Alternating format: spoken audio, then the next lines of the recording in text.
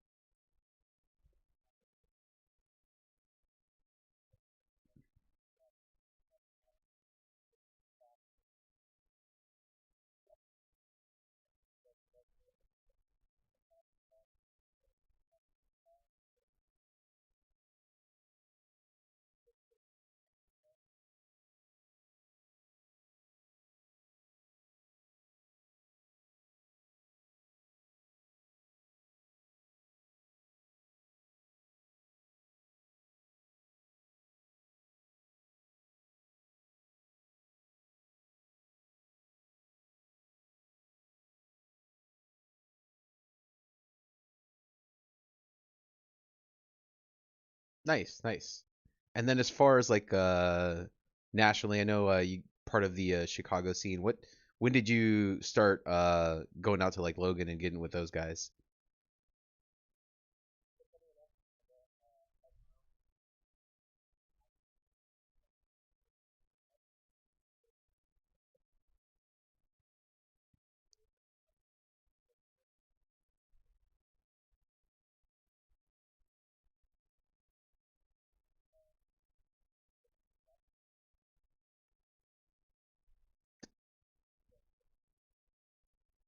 Hell yeah, that's sick.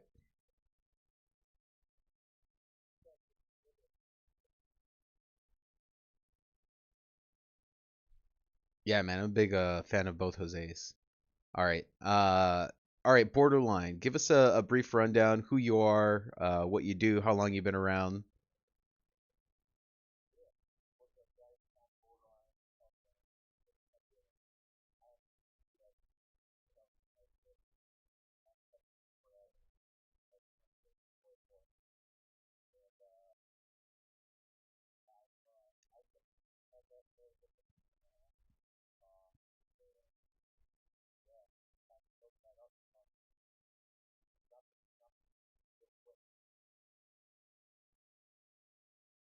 And then as far as how you got your into the community, what was just who are some of the first people you came across and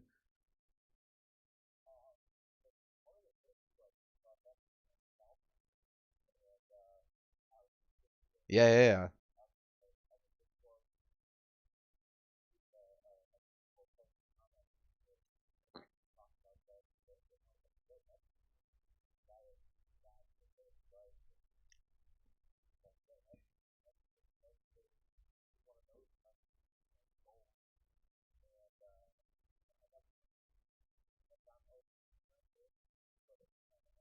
yeah.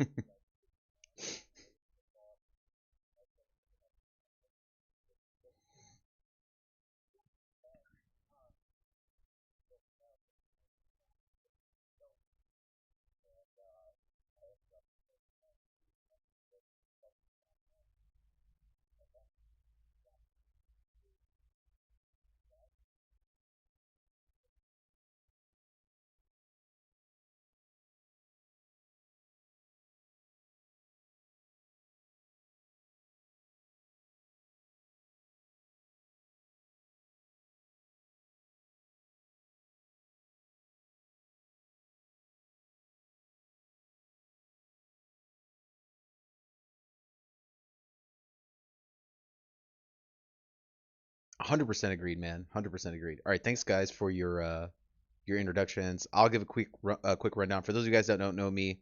I've been part of the greater FGC for 15 or 16 years.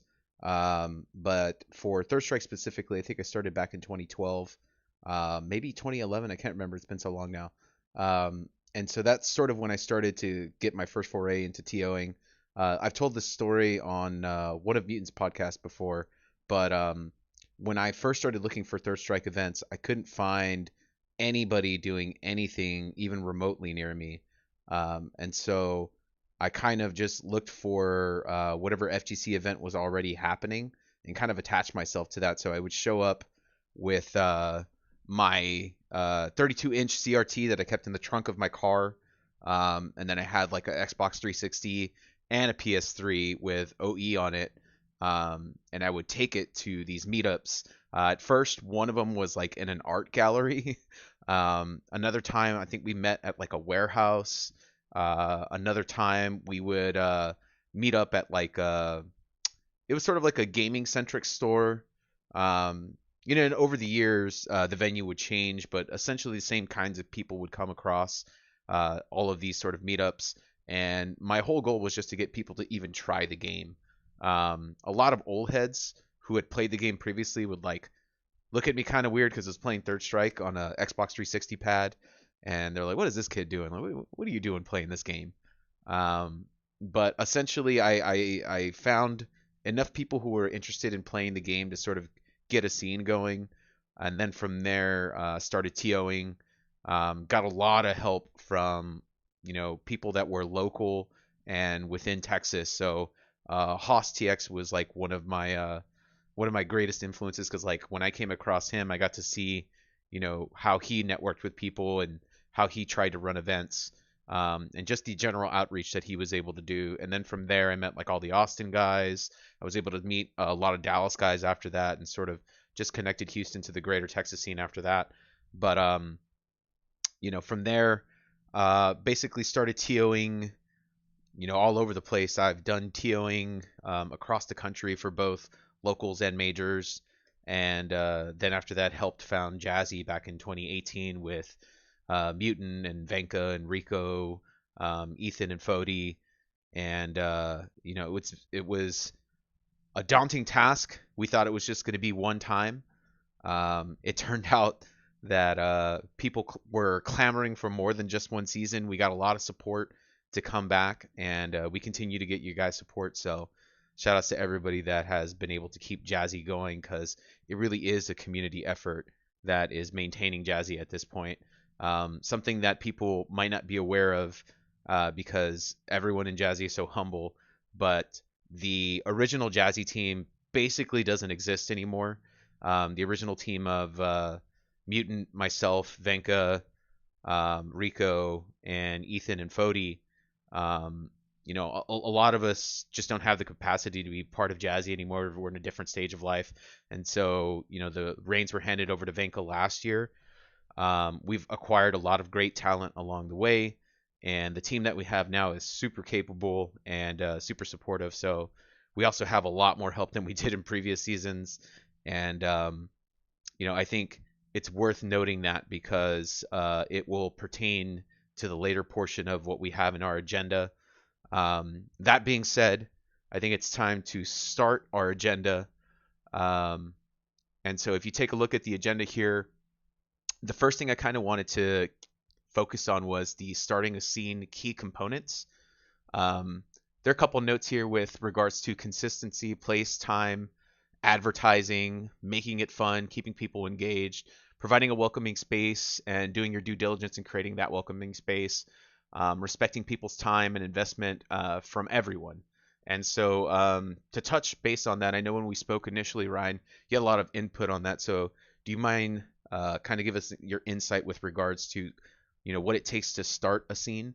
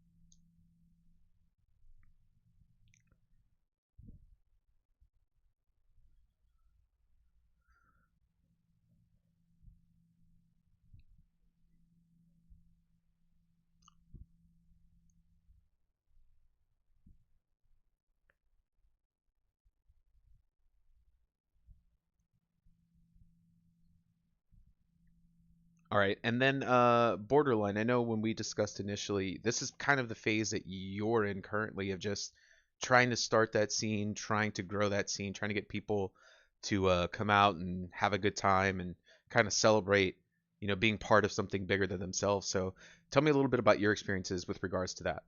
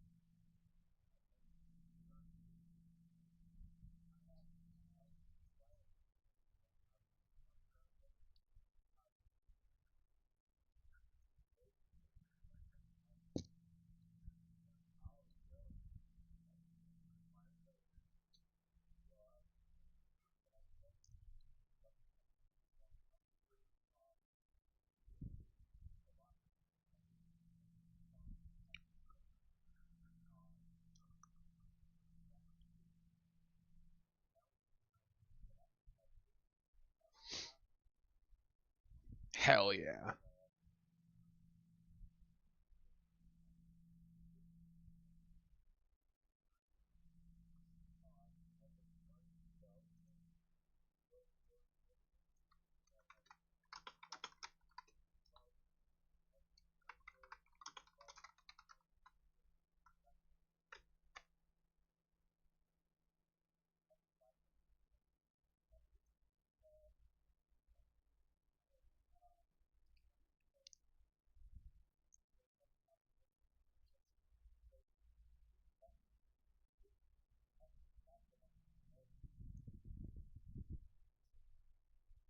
Yeah, I 100% agree with that. I think for the purposes of trying to give people insight of what it takes to start a scene, I think you guys gave a lot of great points and something I kind of want to just reiterate.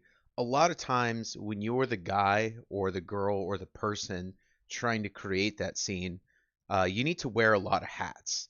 And you might not have any experience wearing any of those hats. That's okay. I think uh, it's very rare that somebody starts one of these things that just has a bunch of experience.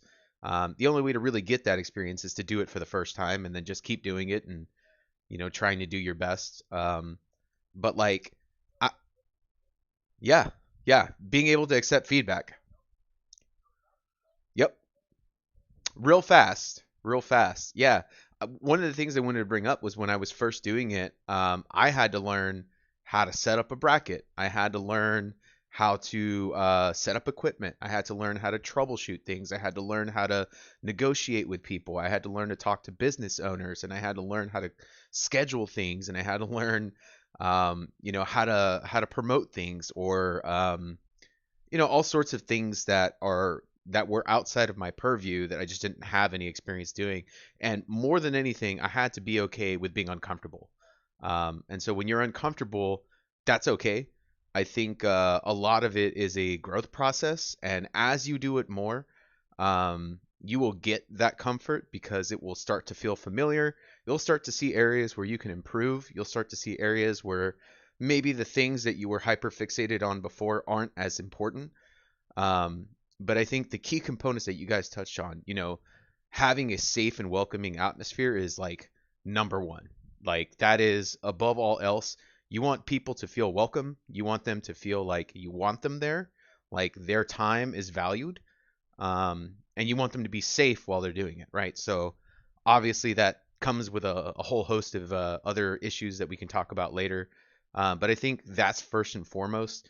As to where you can find a venue, honestly, that's going to be different depending on your situation, your city, and your scene. Sometimes you'll get lucky and there will be a venue, and you just need to try and create your avenue. So you might talk with the local TOs there. You might get cool with some top level players there and kind of figure out how to build relationships with some of the players or TOs that are there. But more important than anything, and this is something that we're going to touch on more later, but you need to be able to establish a relationship with the business owner themselves if they're available, right? Um, as I'm sure you guys are well aware, business owners tend to not have a lot of free time. They're running a business on top of living their lives, and so that can consume basically all of their time. But it's been my experience that the places that have business owners that want to get in touch with their community, that want to know who's in their venue, that want to be able to provide that space for you guys to have your events, those are the ones that you kind of want to work with the most, just because they're just as invested in having a successful scene as you are. And so you can work hand in hand with those people. And then just in having conversations with them, you can figure out if your interests are aligned. I'll give you guys one anecdote from when, we basically went from being like a nomad scene in Houston to having Game of Dreams. I had heard from a friend of mine that they were building an esports arcade, which whatever that means, I like whatever that term was, I had no idea what that meant at the time. And so I reached out to the business owner. I found their number online and I called them. And this was before they were open. And I just wanted to introduce myself and kind of get a feel for, what the guy was about. I learned his backstory. He kind of learned mine. We ended up having like an hour-long conversation the very first time that I spoke with him, and he was super, super pumped to hear that, we were looking for a scene and we were looking for a home. And he worked with us hand in hand from day one.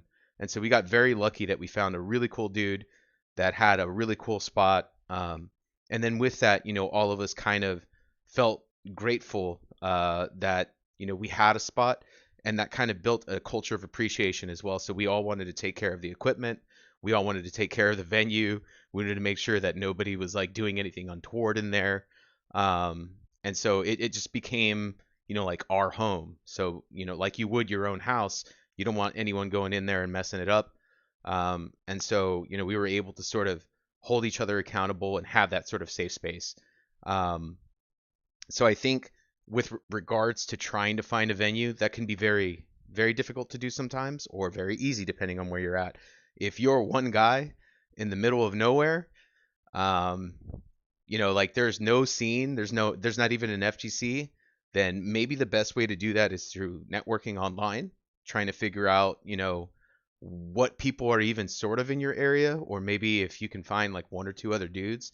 It really only takes like a core of maybe 3 to 4 really dedicated people to kind of get something started, because people want an excuse to go out and have fun. They just need something to go to, right? And so even if it's 3 or 4 people, if you're consistent, if they know like you're gonna be there, there are gonna be people playing the game. There's a reason to sort of invest time in playing the game and trying to improve at the game. Then what will end up happening is you guys will become the scene, and then eventually other people will join in. Some people will be interested just because it looks like you guys are having a lot of fun and they'll want in on that. And then from there you can kind of take it, wherever you want, right? You want to just have fun with it. That's great. If you want to get competitive, that's great too. Not everybody plays the game for the exact same reason, but I think if you can make the emphasis, having a good time and making sure that everybody has fun, that goes a long way towards, rewarding people's investment in time. Um, I also want to mention that like it's sort of tough sometimes. You know, if you do have a venue, sometimes it's well outside of your area, and so you'll have to do a bit of traveling. That is where the self-sacrifice starts to kick in. Sometimes you'll drive an hour, hour and a half, 2 hours out to a venue. You'll do it once a week just for the love of the game. You're not making any money. In fact, you're probably losing a good amount of money. You're losing a lot of time. Maybe because you're so invested in growing this and providing everything and setting up everything up yourself, You might not have that much time to play, but it is sort of like a required investment in order to get to where you want to go. And so, speaking from experience, a lot of times, you kind of have to look at everything outside of yourself. It's less, what about me, and more about what can I offer, or how can I offer more? How can I get people to uh, feel welcome? How can I get them to want to come back? How can I get them to want to tell their friends, or want to bring their significant others, or even their kids? I know there have been some venues where like the married people will bring their children out, right, just to like have a family outing. But like if you can create that sort of atmosphere, that should be the goal more than anything else. And then with time, more people will show up and more people will get invested, and then you can sort of kind of take a little bit of a back seat with an added support system. Um, but that's getting a little bit ahead of myself. Was there anything else that you guys wanted to add with regards to starting a scene?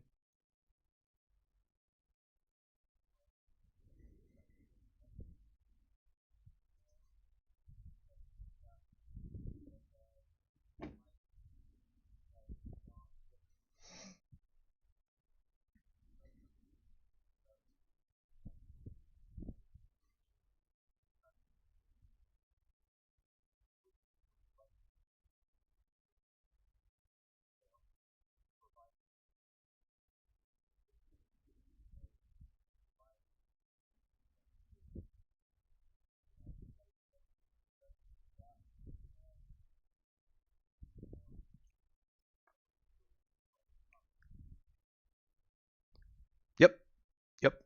Yeah, if the effort and the consistency are there, and you are making that genuine effort, I think people will feel that. They'll be able to see it, and more often than not, man, people will appreciate it, and they'll show up. That's how you get rewarded, right? Is their participation and their attendance. That's them, giving you their vote of confidence of like, yeah, I believe in you, dude. And so that's really all you're really aiming for. As far as the next part of our agenda here, I have the cost and goals of being a community leader. We kind of touched on it a little bit already, but I'll let uh, I'll let Ryan start us off there. What do you have as far as experiences of the cost of being a community leader?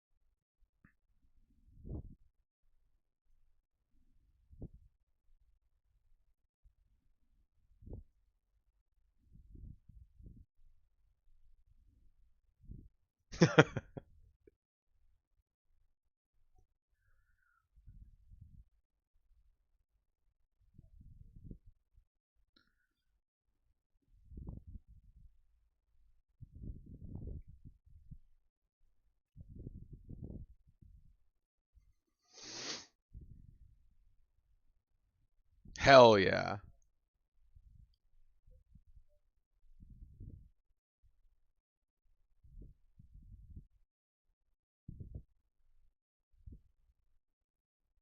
So there's financial costs, right? But then there's other costs associated. What are those other costs?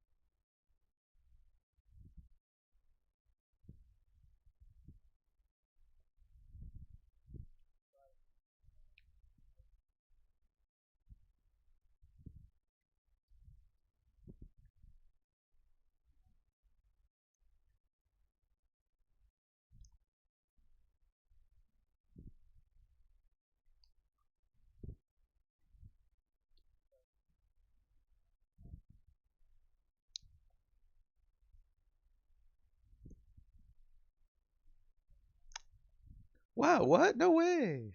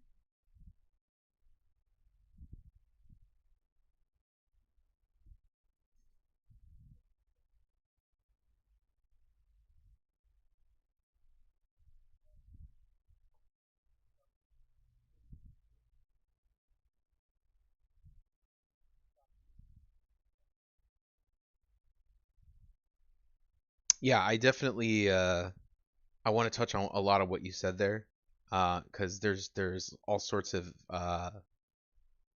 opportunity I think for people to learn from those kinds of experiences. But one of the things that I know I have is a ton of TO experience, right?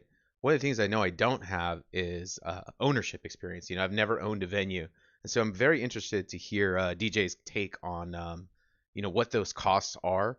I kind of have an idea after having worked with so many venue owners, but DJ, can you tell us a little bit about just cost, not just financially, but like what it takes for you to be able to pull off what you do?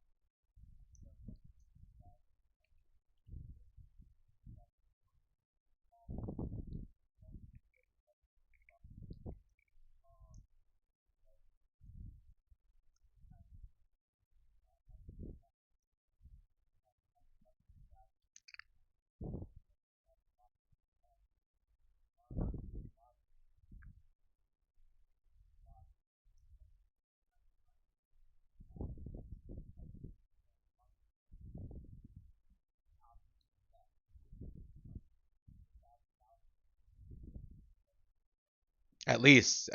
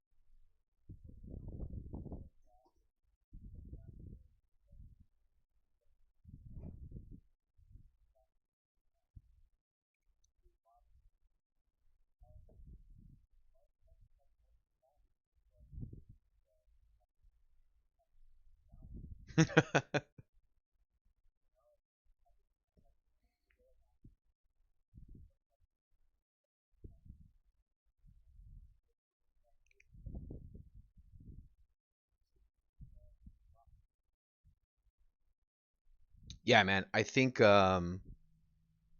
people are sort of uh aware of, what it takes to put on an event. But as far as being a community leader, the toll for that is a little different, and that's sort of why I wanted to expand on what Ryan said, with regards to, we're just we're just like a group of people playing a retro video game. I think no matter what the hobby or the reason is for having like a group of people, anytime you get a large group of people, especially, there's going to be a lot of different personalities with either conflicting views, beliefs, ideas, or they'll feel very passionately about something that maybe you don't feel so passionately about.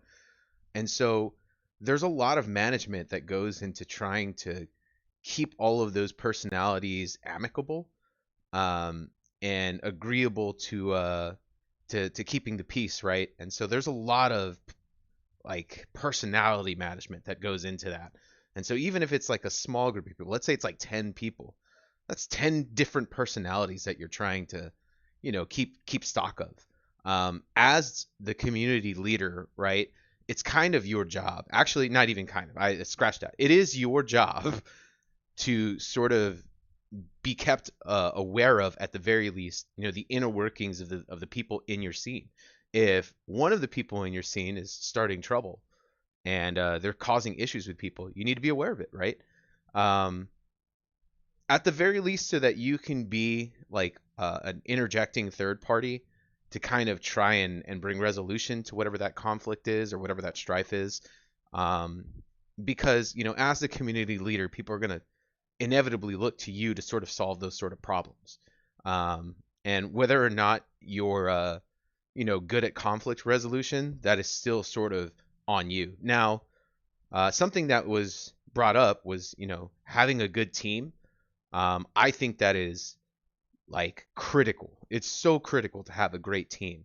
And a team of people that you trust. Because if you can have somebody that is good at conflict resolution, somebody that, everyone generally likes, that gets along with everybody, who everybody can kind of trust, has, everyone's best interest in mind, they can sort of help you with that conflict resolution. And so it doesn't necessarily always have to be you. That's something that you can learn how to outsource. Um, but inevitably, as a community leader or as the venue owner, there is a responsibility for you to kind of have these final say so on things, right? So, with regards to banning someone from an establishment or from an event, for example, right? Um, that's something that takes a lot of discretion. It takes a lot of context, and it takes a lot of time to sort of be able to figure those things out and come to the best decision. Um, and you want to do your due diligence to do right by everybody. So you don't want to just take people's word for it, and you want to give people the benefit of the doubt at the same time. And so there's a lot of management, and what you said, DJ, is 100% right. Like time, there's a lot of time just spent on something that's not even the game. Like you're just talking to people to try and figure out like why can't people get along, right? Um, and so that's something that is inevitably frustrating, um, just because you want people to just show up and have a good time and not cause any issues, right? Like you would think, we're all here to have a good time. Everyone should be able to do that without any trouble, and generally that's true. I think we're very fortunate as a community for Third Strike that is true like 99.99% of the time. At least in my experience. Never had any issues with anybody in person. It's all been pretty amicable. Everyone has a good time, and we're very lucky as a scene to have that. But that's not always going to be the case.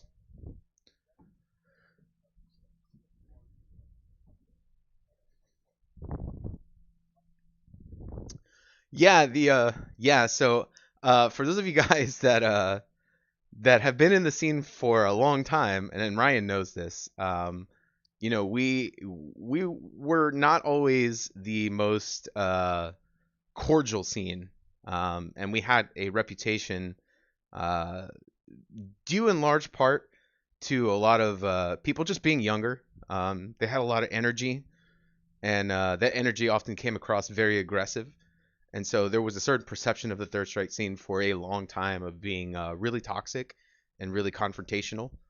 And I think the scene and Jazzy in particular has done a really great job at rehabilitating that. Because if people were to tell you, yeah, man, the Third Strike scene is toxic now, I think a good majority of people would be like, what? um,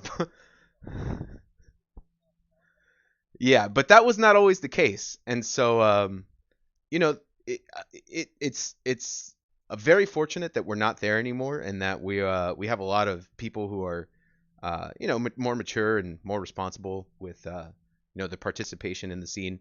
But I also think inevitably you are going to come across problematic people, man. There's just nothing you can do about that. Inevitably there will be somebody that disagrees with the way that you do something, or the way that you run something, or just any sorts, like random things that you wouldn't even think of as issues. Someone will find an issue with it.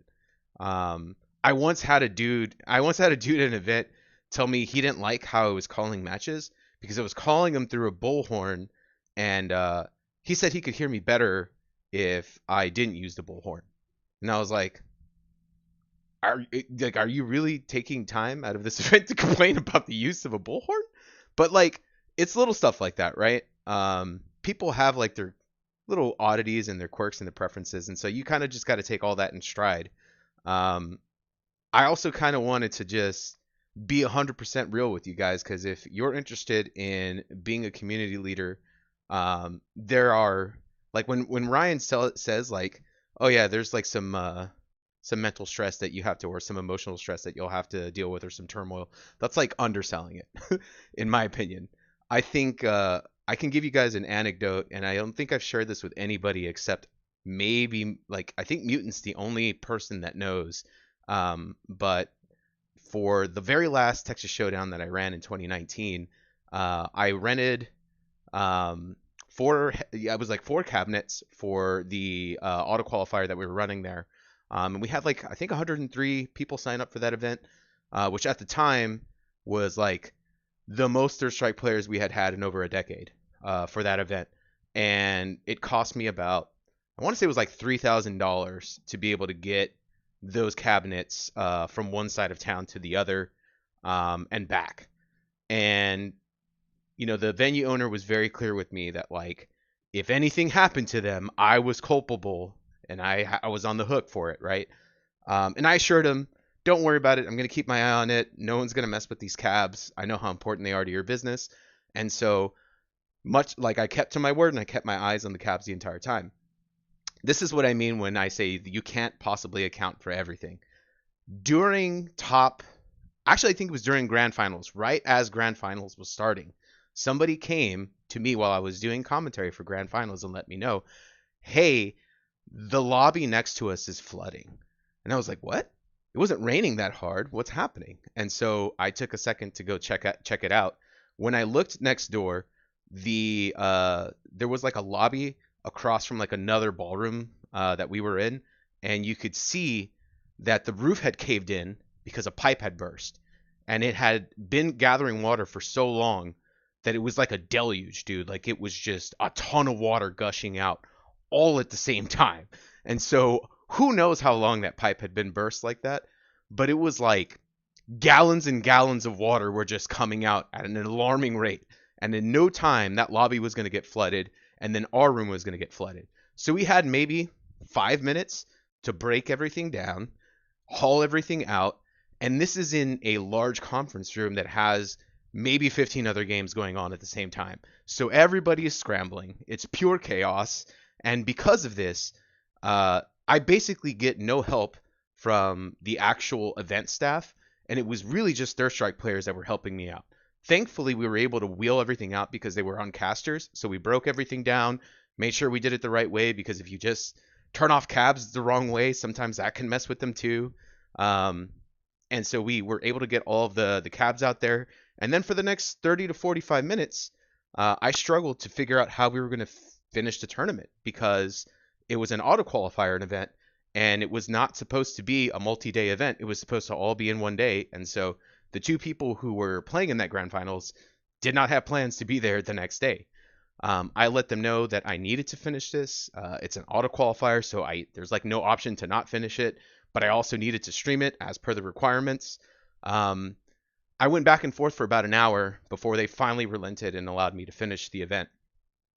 I cannot begin to describe the level of stress that I was under in that moment because I was the only dude running the event. I basically had no help. Yeah. So I was so stressed. We managed to finish it out. There's not a video of it anymore, but at one point during the second portion of the grand finals after we had set it up, you can see me on commentary and I'm just pale white, dude. Like I'm in a cold sweat. I was panicking. I'm trying to focus on the game and I'm just like, "Oh my god." But afterwards, and this is why I tell this story because that sucked. That was horrible. The very next day, um, my buddy Haas pulled me aside and was like, "Hey man, uh, we all pulled together and like got some money to help you out to pay for the trips of transporting the cabs." So like he just got a bunch of people to pull money together. I did not ask them to do this. This was not something that they even, let me know was happening. And so the very next day when he sat me down, he kind of had a conversation with me to let me know like how everything that happened was crazy and how they all felt bad for me. And so, as a way to sort of help out, everybody kind of pitched in and they were able to help. I think they paid for like half of it, dude, which is amazing. And so at that point, yeah, at that point I was like, wow, I was overwhelmed, man. I don't know how to deal with that, right? Like I just went from like the lowest of lows to the highest of highs. So that's what I mean by like your mental needs to be like solid. Cause crazy stuff can happen, man. There's no planning for any of that. I do think that's what I'm saying. I do think it's emblematic of our scene though, right? Like we pulled it together. People basically chipped in and we look out for our own. And so that's why I kind of have like a love hate thing for for being a TO. Like some parts of it really suck and some parts of it are amazing. Like some parts of it are really great. When you're able to pull off an event like that and you're able to coordinate everything and you can look at, how many moving parts were involved, how many people were involved, the production values, being able to keep to a schedule, being able to do it without any sort of interruptions, making sure that the stream is executed flawlessly, that you've got great commentary, like all those things, when you can hit those things, not only does it deliver a great product, but you can look back on it later and be like, holy shit, we made that happen. And that's a pretty cool feeling. That's to me like basically like winning a tournament, right? Because as a TO, if you can do those things, you won the tournament. Like regardless of if you played in it, that's what you want as a TO. Um, and so yeah, that's kind of what I wanted to offer in terms of how crazy things can get, and what the cost could be. Is there anything else that you guys have to add to that?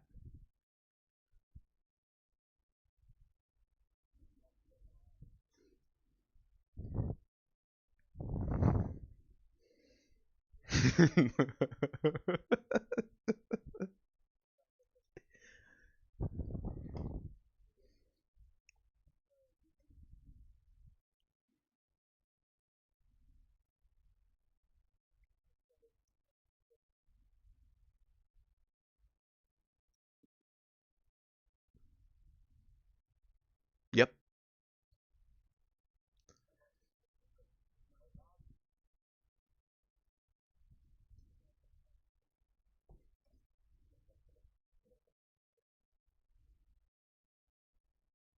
Yeah, sometimes you have to be the bad guy.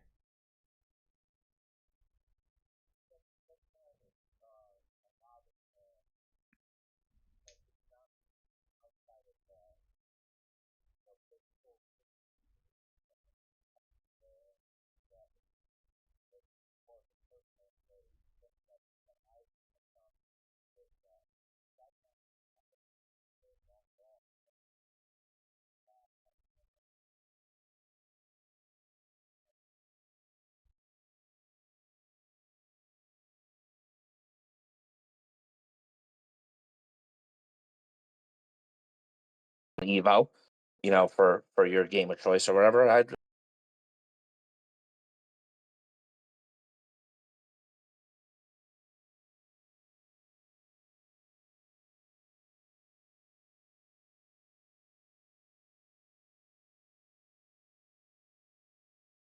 it's easy to see, and it's relatively easy to deal with. Well, mainly because I'm a people person, and I work well with people. But also just that foundation of having, like, hey, this is we have things a certain way here, and it's known.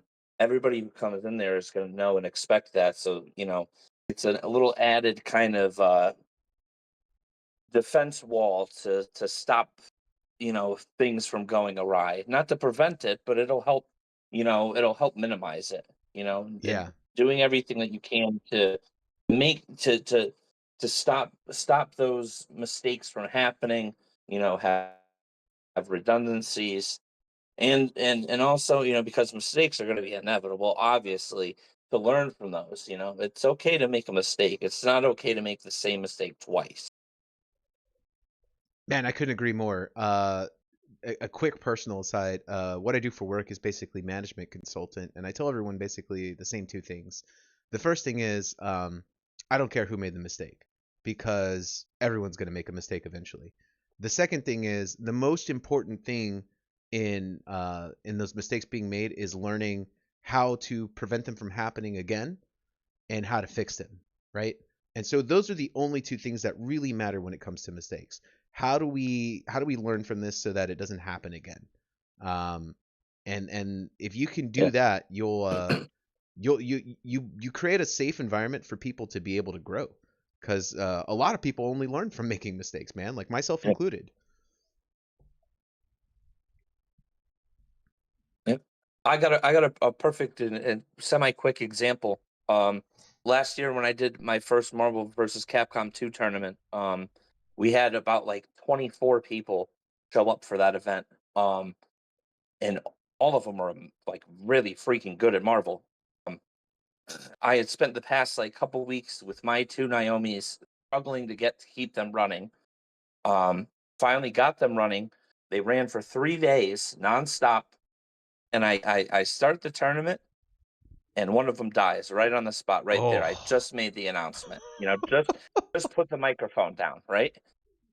Uh, so I just said, "Fuck it." I pulled another one that was working, gutted the cab real quick, slid the Naomi in there. In 5 minutes, we were up and running. And everybody had the freaking time of their life. And the next day, I went online and I bought two more, so that I wouldn't have that problem again. yep. But there's no way to account for that, dude. You gotta sometimes in the No, moment you no, gotta just do what you gotta do. yeah. And you're gonna face some things where it's you're hanging on by literally a fiber. Like, if this thing doesn't work, you're done. And that's part of the thrill of the ride, and usually That's that hair stays together. Yeah, that's one way of looking at it. I don't know. Some Yeah, people like this is the other thing too, man, and like this is not on the agenda, but one of the things that I've learned in coordinating with other people, like this kind of goes to something that's on the agenda, but one of the things I had to learn was how to work with other people who don't necessarily know how to work with other people. If you're TO, you know yeah, 100% what I'm talking about, but yep, it's one of those things where some people have the ability but they don't have the drive. Some people have the drive but they don't have the ability. Some people have neither. Some people have both, and for whatever reason you're just going yeah, to come across those kinds of people. Um, and so it's really just incumbent on you to try to meet people where they're at, right? Like as the yeah, main person, right? You got to meet people where they're at. If they have all the yeah, want and none of the ability, then it's on you to try and help them get that ability, or to be able to sort of shore that up with your own sort of efforts. If they have all of the ability but none of the drive, then that's also something that you have to address, right? Like, hey, man, you can pull somebody aside and have a conversation with them. And I think that's the best way to do it, is to use your discretion to talk with them directly, as opposed to like calling them out in a group or in a chat or on Twitter. I think the more public that calling out gets, the less likely you are to get a good reaction. And so discretion is Yeah. is super important. Just putting your arm around somebody Mhm. and being like, "Hey man, what's going on? Like just talk to me, dude. Like what can I do to help you out?" And I think more times than not, you'll get a great response from that, because people will value your discretion. Um, but yeah, man, I think that's as much as we can get out of this topic for now. Let's try and move on to the next one that I want to touch with, which is honestly um, one of, if not the most important things with community building, which is, how do you build a team? What values do you look for? I think when we discussed this last time, guys, you had mentioned things like investment, loyalty, stream knowledge, who's in charge of administrative duties, bracket running, people who can work on hardware, like, hardware techs, taking into account venue owner needs, having them be on your team in the same, page with you guys, any sort of graphic designers or artists, promoters, and being able to discern ability versus willingness. That's a key thing, right? Is sometimes you'll have people that tell you all the things that you want to hear, um, but then you can't necessarily put those people into positions of power or positions of action, particularly if those things that they're going to be in charge of are super important and do need to get done. You need to discern if they have um, the ability or the willingness to do it, and so that takes a lot of sort of discernment as well. But with regards to building a team, um, what are some key factors that you're looking for, Ryan, when it comes to who do you want to work with? I think the biggest factor is how much they want to be there, how much they want to contribute, what they can contribute, or what they're trying to project they can contribute. A lot of times you'll get people who are super eager to come and join and help with your cause. And sometimes their eagerness are masks of just wanting to be there and, just like hang out. Um, so that's the first barrier of entry is, just wanting to be there. I'll give everyone a fair shot. Um, Getting someone who wants to be there is a lot easier to, have them handle items like bracket running or stream running, things of that nature. Um, because those are some, outside of just, organizing the event, those are some of the most difficult jobs out of just, you just sit there all day and do, that one specific thing. And it's a lot. It's taxing. Um, yeah, so you gotta have a general love for it.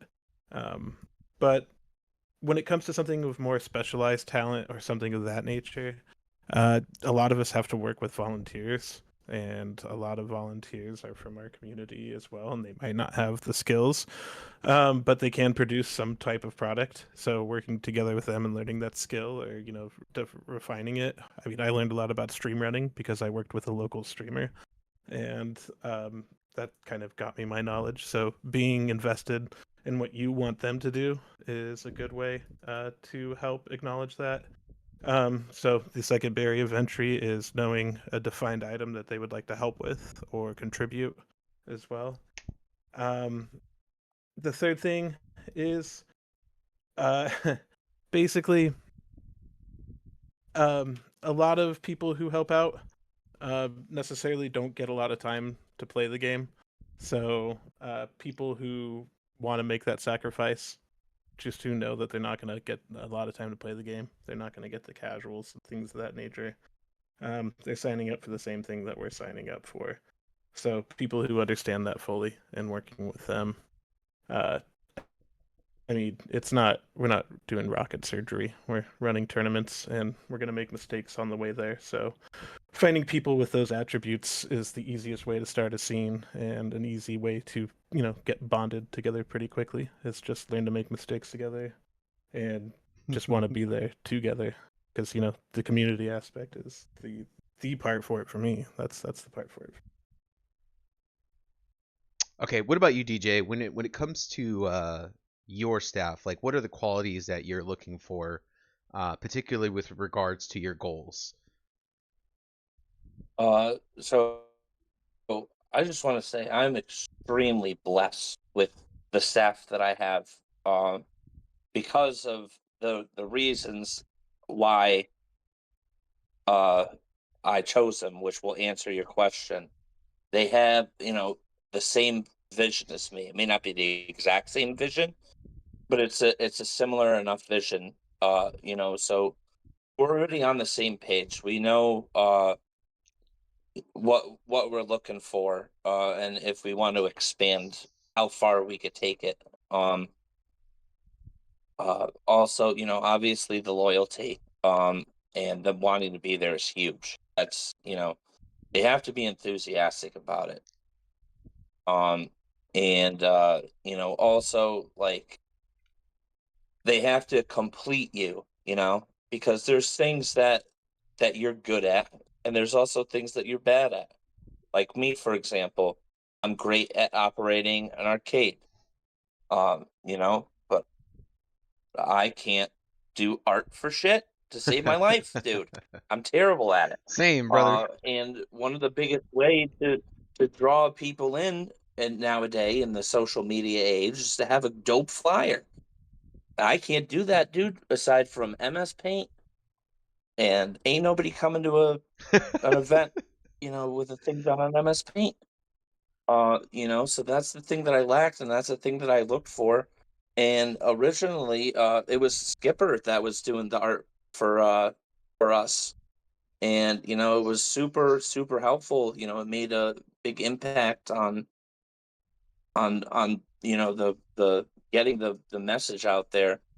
And eventually, Raku was like, "Hey, I can actually like do that as like a thing." I was like, "Hell yeah, bro, do it up." And like the one he did was amazing.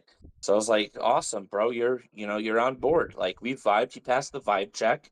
And he's super willing to do stuff. Adam too is also, he's ride or die. You have to have that, give it that same amount of of effort, that I give. You have to be a people person. There's certain requirements and stuff you have to do, especially in like a thing like this. This is like customer service job. You have to be able to work with people. Um, uh, it's hard because there's so many deep layers to finding like a good like person that like built that lifts you up along with them, you lifting them. It's just you'll know it when you see, you'll feel it. Yeah, man. I guess that's it. Dude, I love your answer, man. Like, the vibe check is super important. That shit is, Yeah, and I like it's a thing that's hard to identify, but you'll know it when you feel it, man. That's so true. Like when you meet somebody who and shares in your vision and has the same energy, that's what you're looking for.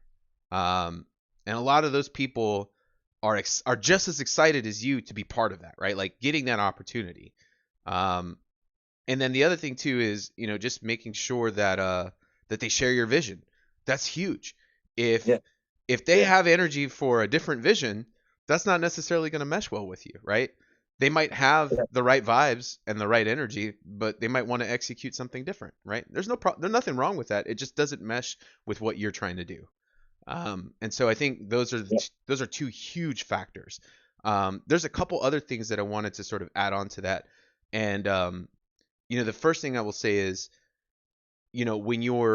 when you go from being the person that is in charge of everything and doing everything, and you're used to having that level of control where you don't necessarily need to check on anything, or ask for permission to do something. um, you kind of have a system worked out in your head, right? You do this thing long enough, you become the system and you become the person that can execute everything. Well, that dynamic changes once you start enabling other people or asking Yeah. other people to take on those roles. And so, one of the most important things that you can do is to empower people in their roles. And so, like, if someone is a bracket runner and they're not running that bracket as good as you can run it, you kind of got to let them go through it. And the same way that you went through it, they got to go through it too. Now, you can give them some guidance, give them some tips, let them learn, but they're going to make mistakes. They're going to do things that you wouldn't necessarily do. They might do things different from you, and that's okay. You kind of need to be okay with that, right? Same thing with promotions or with setups or with with commentary. Not everyone is going to do everything the way that you do it, but so long as it complements, so long as it's in addition to, those are things that you can live with. And by giving people the space to make mistakes in those roles, you're actually empowering them to learn and to grow to the point to where then you don't need to oversee, right? You could, like, I'm sure with Ragu, right, your guy, you trust that guy now because he can do it. He's shown you he can do it, right? Oh yeah.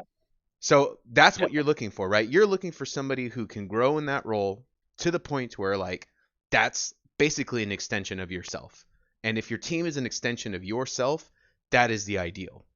You want people that can basically take over if they need to, right? Like, hey, I'm gonna go. I gotta go run and pick up something, or hey, I'm gonna go grab some food real quick. Do you got it? And if they can say yes, that's what you're looking for, Yep. right? Um, and I've been part of that now, thankfully, for a long time because of Jazzy. Jazzy kind of has that group. That group for the longest time was just so capable. When I was part of it, and so to be able to work with people like that is amazing. You go from being the lone gunman to being the one man show to being part of like a unit that is a bunch of one man shows. So like everybody can kind of do a little bit of everything, and when you get to that point, man, it really is awesome to be part of. Um, let's see what else we have here. Um, we have how to find a venue and how to coordinate with venue owners, being open and honest about goals and expectation with venue owners, and then building that bond with your local venue owner. I don't think we necessarily need to uh, go super in depth on this, but I think Ryan, you have a ton of experience with this with regards to Brandon, right?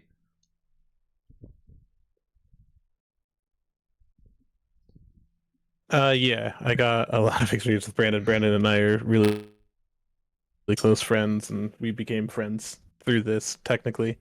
Um, but yeah, I mean, with the last venue I was on as well, I became really close friends with the owners as well. Give me 1 second, sorry.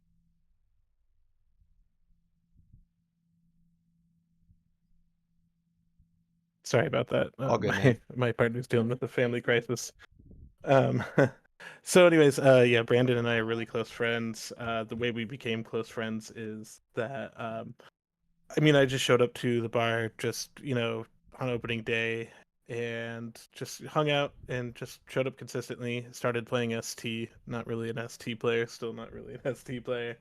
And just mentioned one day that, it'd be cool to have Third Strike in, whatever. And him and I got to bond over playing together and things of that nature. So I got really lucky with the case of Brandon and how much Brandon loves the community in Third Strike, because we basically showed him, that the community is what it is, to this day and age. But with the other owners, they were not as receptive. We played through an anime store that was also an arcade. Well, quotes, air quotes on the arcade. It was a few machines. It was a booby statue store. That's what it was. Mhm. And they didn't need us. We didn't. We definitely needed them, and they definitely let us know that a lot, which is why we moved to Aki. But a lot of the ways that I navigated that situation was just killed them with kindness, was overly thankful. I know that they didn't need us, and I made it known. Like, I was highly aware of that. It wasn't a major talking point that I brought up a lot, but whenever they did it, I would acknowledged it and moved along. A lot of business owners will feel like they don't owe you anything, and they don't. It's cool if they do things for you, but a lot of the times you're not going to really get much for them. So going back to Katie's story about the Texas Showdown, sometimes you got to get a little creative with your responses and how you handle things, or the tournaments and brackets that you run, to that nature as well. But sometimes, there's definitely a point where you have to decide that the business that you're working with isn't working for you and move on. It's a luck game. It's a numbers game. I mean, I started running brackets out of my own apartment in like 2007 for like 4 to 5 people every week, and it took me about 10 years to get it consistently over 100 people. And I worked really hard with other scenes and brought scenes together through hockey like that as well. So yeah, just finding a place, finding a business owner. A lot of it is luck of the draw, unfortunately. So just being as on top of things and making your events, respect their time and their business's time as well is probably the most important part of keeping that relationship good. Yeah, man, I definitely agree. I think my experiences with venue owners has basically been you want to be, lockstep with them and making sure that you have a clear communication of what expectations are and what they should be. Um, Please. I want to pose it a little different to you, DJ. I think since you are a venue owner, if someone was going to come and try and talk to you about what they want to do at your venue, what are you looking for as a venue owner? Like what are you looking for to sort of kind of gauge whether or not you want to invest in what this person is trying to invest in?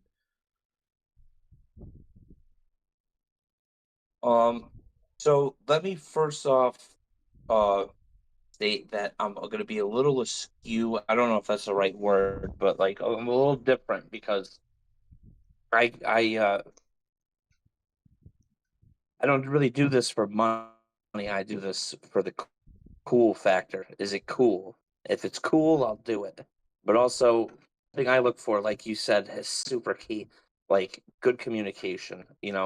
I don't want to like, hey, we figured out all these details and then you ghost me. Like I want to keep in contact. I want to know, we got to have a plan. We have to, like what we're getting into. The first thing I did that comes to mind is the Tetris event that I hosted on Halloween weekend of last year. We had almost 30 people, something like that, probably about 30 people all weekend. We had like the world's largest gathering of Tetris games. And Yeah, it was awesome. There was could have been better communication skills, but we worked on it and we ended up having a TGM2 plus tournament.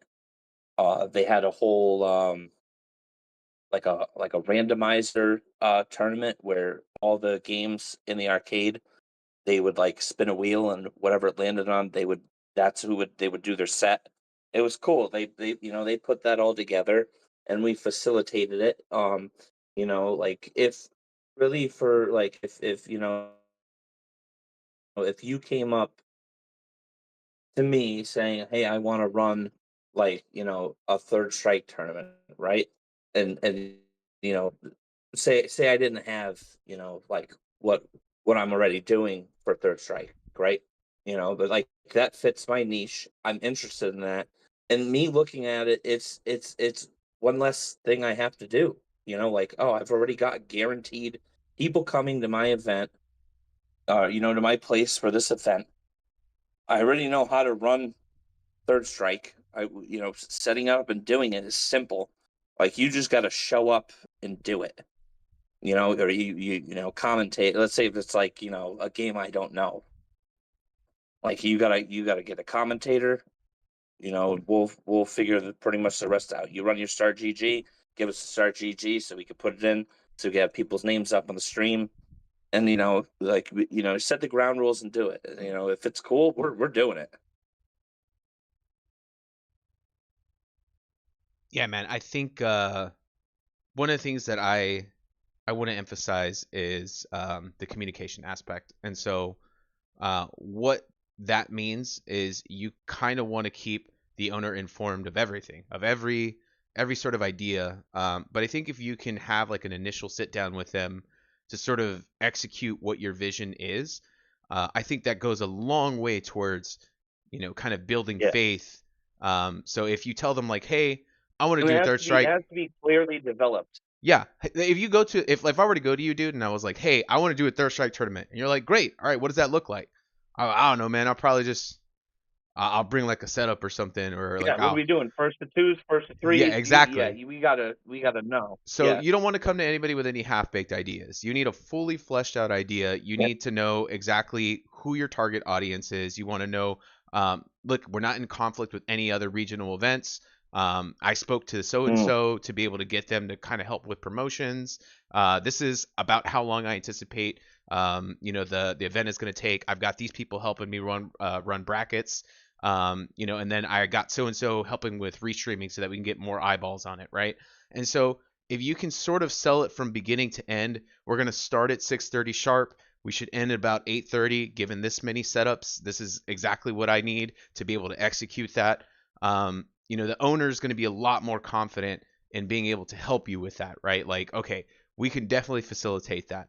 But Yeah. if you tell them like, oh, I don't know, man, I just want to do like a weekend event, uh, and we'll see how it goes. Like, that doesn't necessarily, because now the onus is on them to figure out your shit for you. If they got to do your job for you, that's no bueno. You got to put that work in. So if you want the confidence of the venue owner, got to have that vision clear from jump. Got to be able to explain it in detail, and got to be able to keep them updated of what's going on, right? Like, hey, we're a week out. We already have so many signups. And I've already got so and so telling me that they're coming, right? So that way there's like, oh, okay, cool. There's actual investment from the community in this event, Yep. Inevitably, even if they're not in it for the money, it's still great when you got a bunch of people showing up to your event, you know? If Yeah. people are showing up and they're supporting, and 99.9% of businesses want your money. that's That's what the main factor. that's what I'm saying. The more people that are there, the more bodies you bring to the venue, the more eyeballs you can put on the event, the easier it's going to be able to kind of continue to do that thing, right? Now let's say you're a brand new, scene, or you're a brand new owner, and you don't necessarily have that pull. You don't necessarily have that. That's okay. Doesn't necessarily need to be that way, just so long as you can show them the growth, right? Like, listen, last week we only got like 8 people that signed up. This week though, we got 20 people to sign up, right? Like, okay, great. Like, we're growing this thing. I can be in this with you. Like, we can make this a joint venture. So long as it is, it's worth it for them to continue to invest in you and invest time into being able to do that, because inevitably any business, all they have is their time, right? Like, they're going to want a return on that time. And so if you can show them like, yeah, man, I'm taking your business interests into account. I want to make sure that I'm bringing the right culture, the right people, and that it's worth it for us to continue to do this, they will work with you more times than not. Ryan is right. Not every business owner is gonna want to be able to do that with you, and so there will need to be a discernment. If you happen to find a dude that's about it, that's like essential. And if you happen to find a dude that's not really about it, you got to figure out what motivates them. What moves them. What is something that you can do to try and kind of move the needle there? So at the very least, they'll work with you, right? Um, every business owner is a little bit different.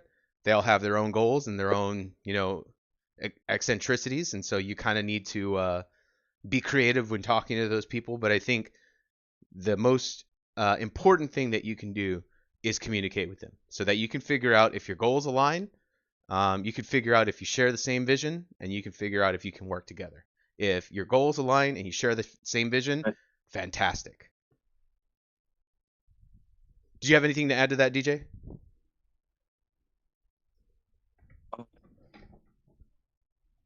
Yeah. Well,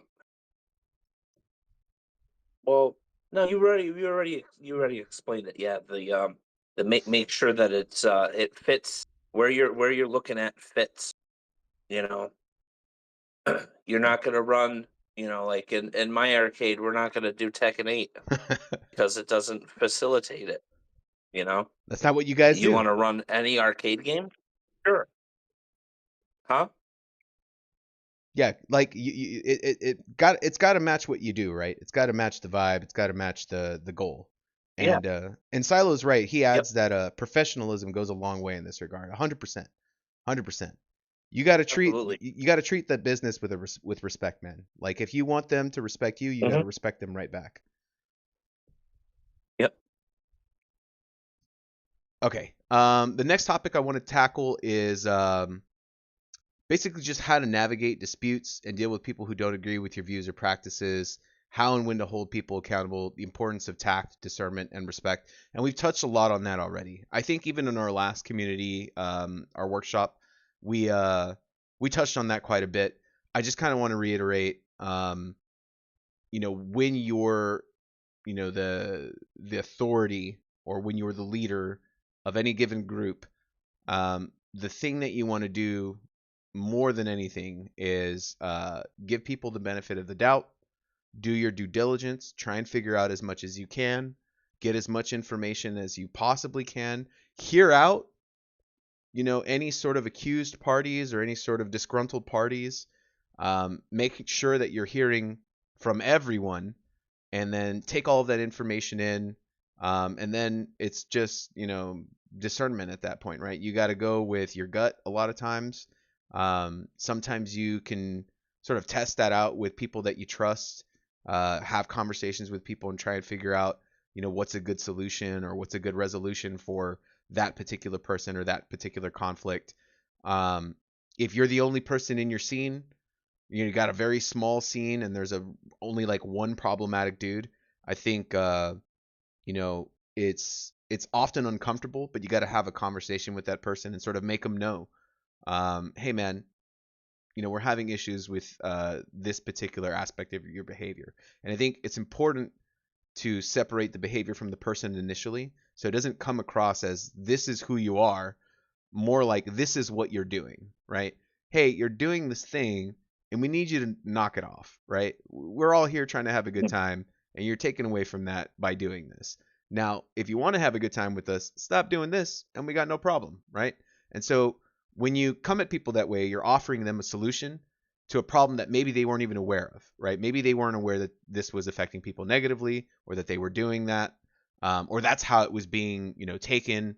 And so I think when you present people with the opportunity to better themselves, more than just coming at them in an accusatory way, you're giving people an avenue to sort of work through their own problems, but also sort of continue to be part of the scene, right? I don't think anyone wants to be the dude to be like, hey man, I really didn't like that you do this, so don't come back, right? I think that's pretty harsh, but also we're all grown adults for the most part in our community. And I think we should be able to talk to each other pretty directly about things like this.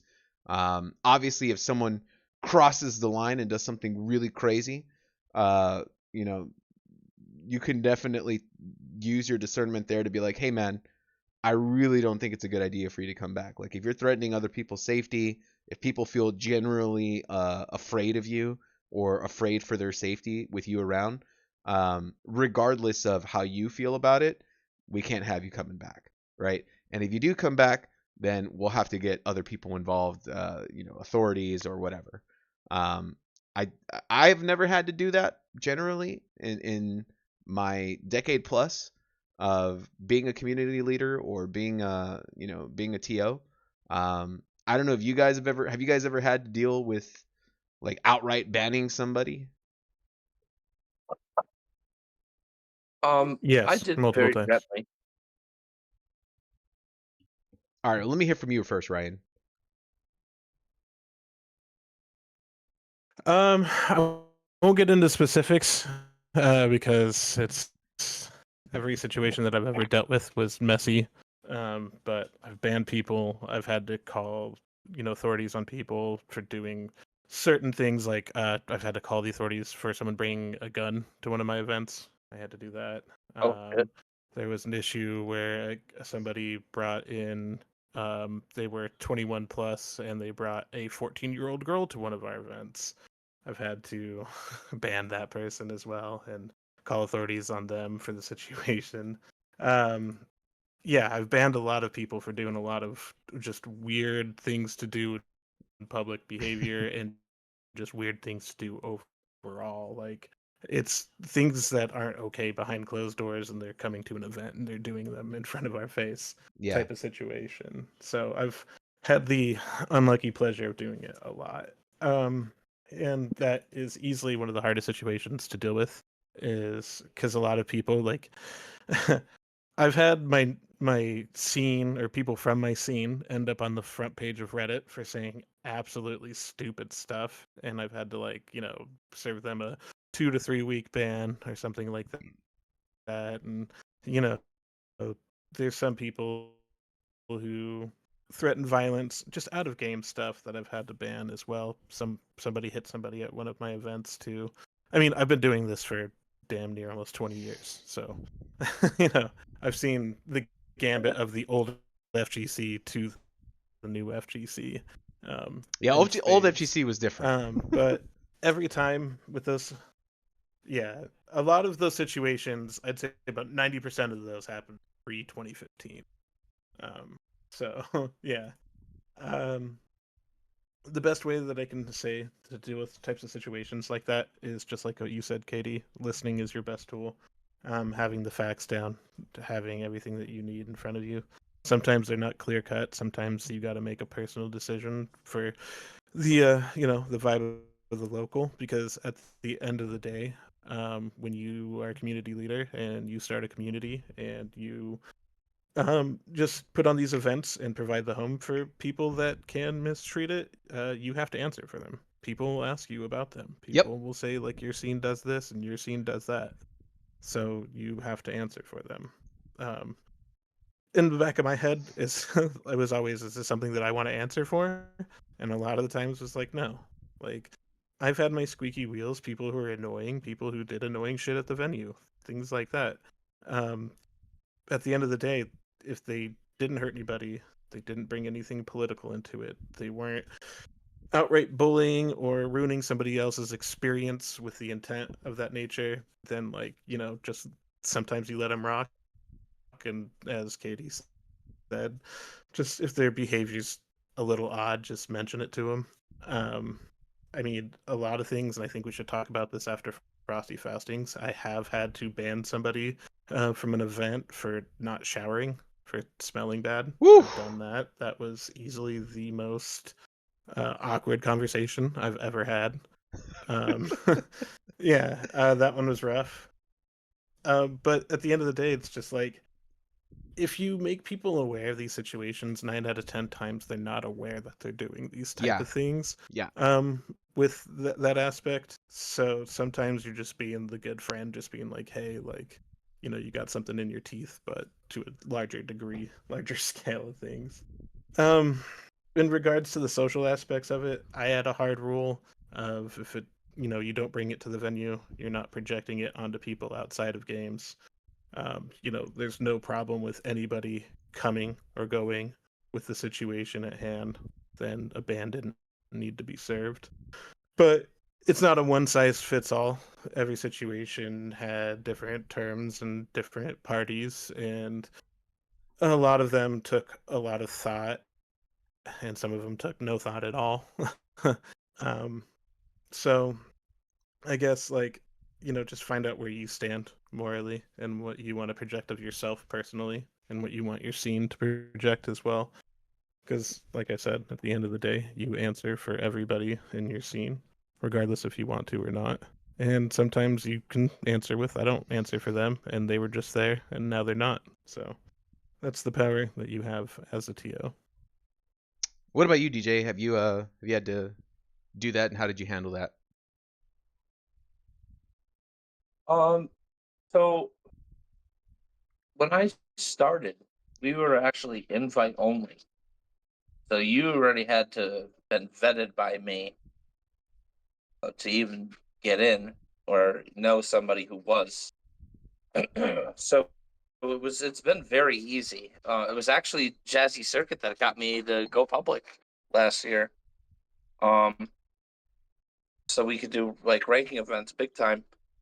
And since then I've really not had any problems except one. There was a guy who's been banned pretty much everywhere. came. I never knew who he was, but one of my staff pointed him out to me, and he, uh, um, you know, took it upon himself to gently say to him, in private, "Hey, bro, you're here. We're gonna see how it plays out. I know you have a problem drinking.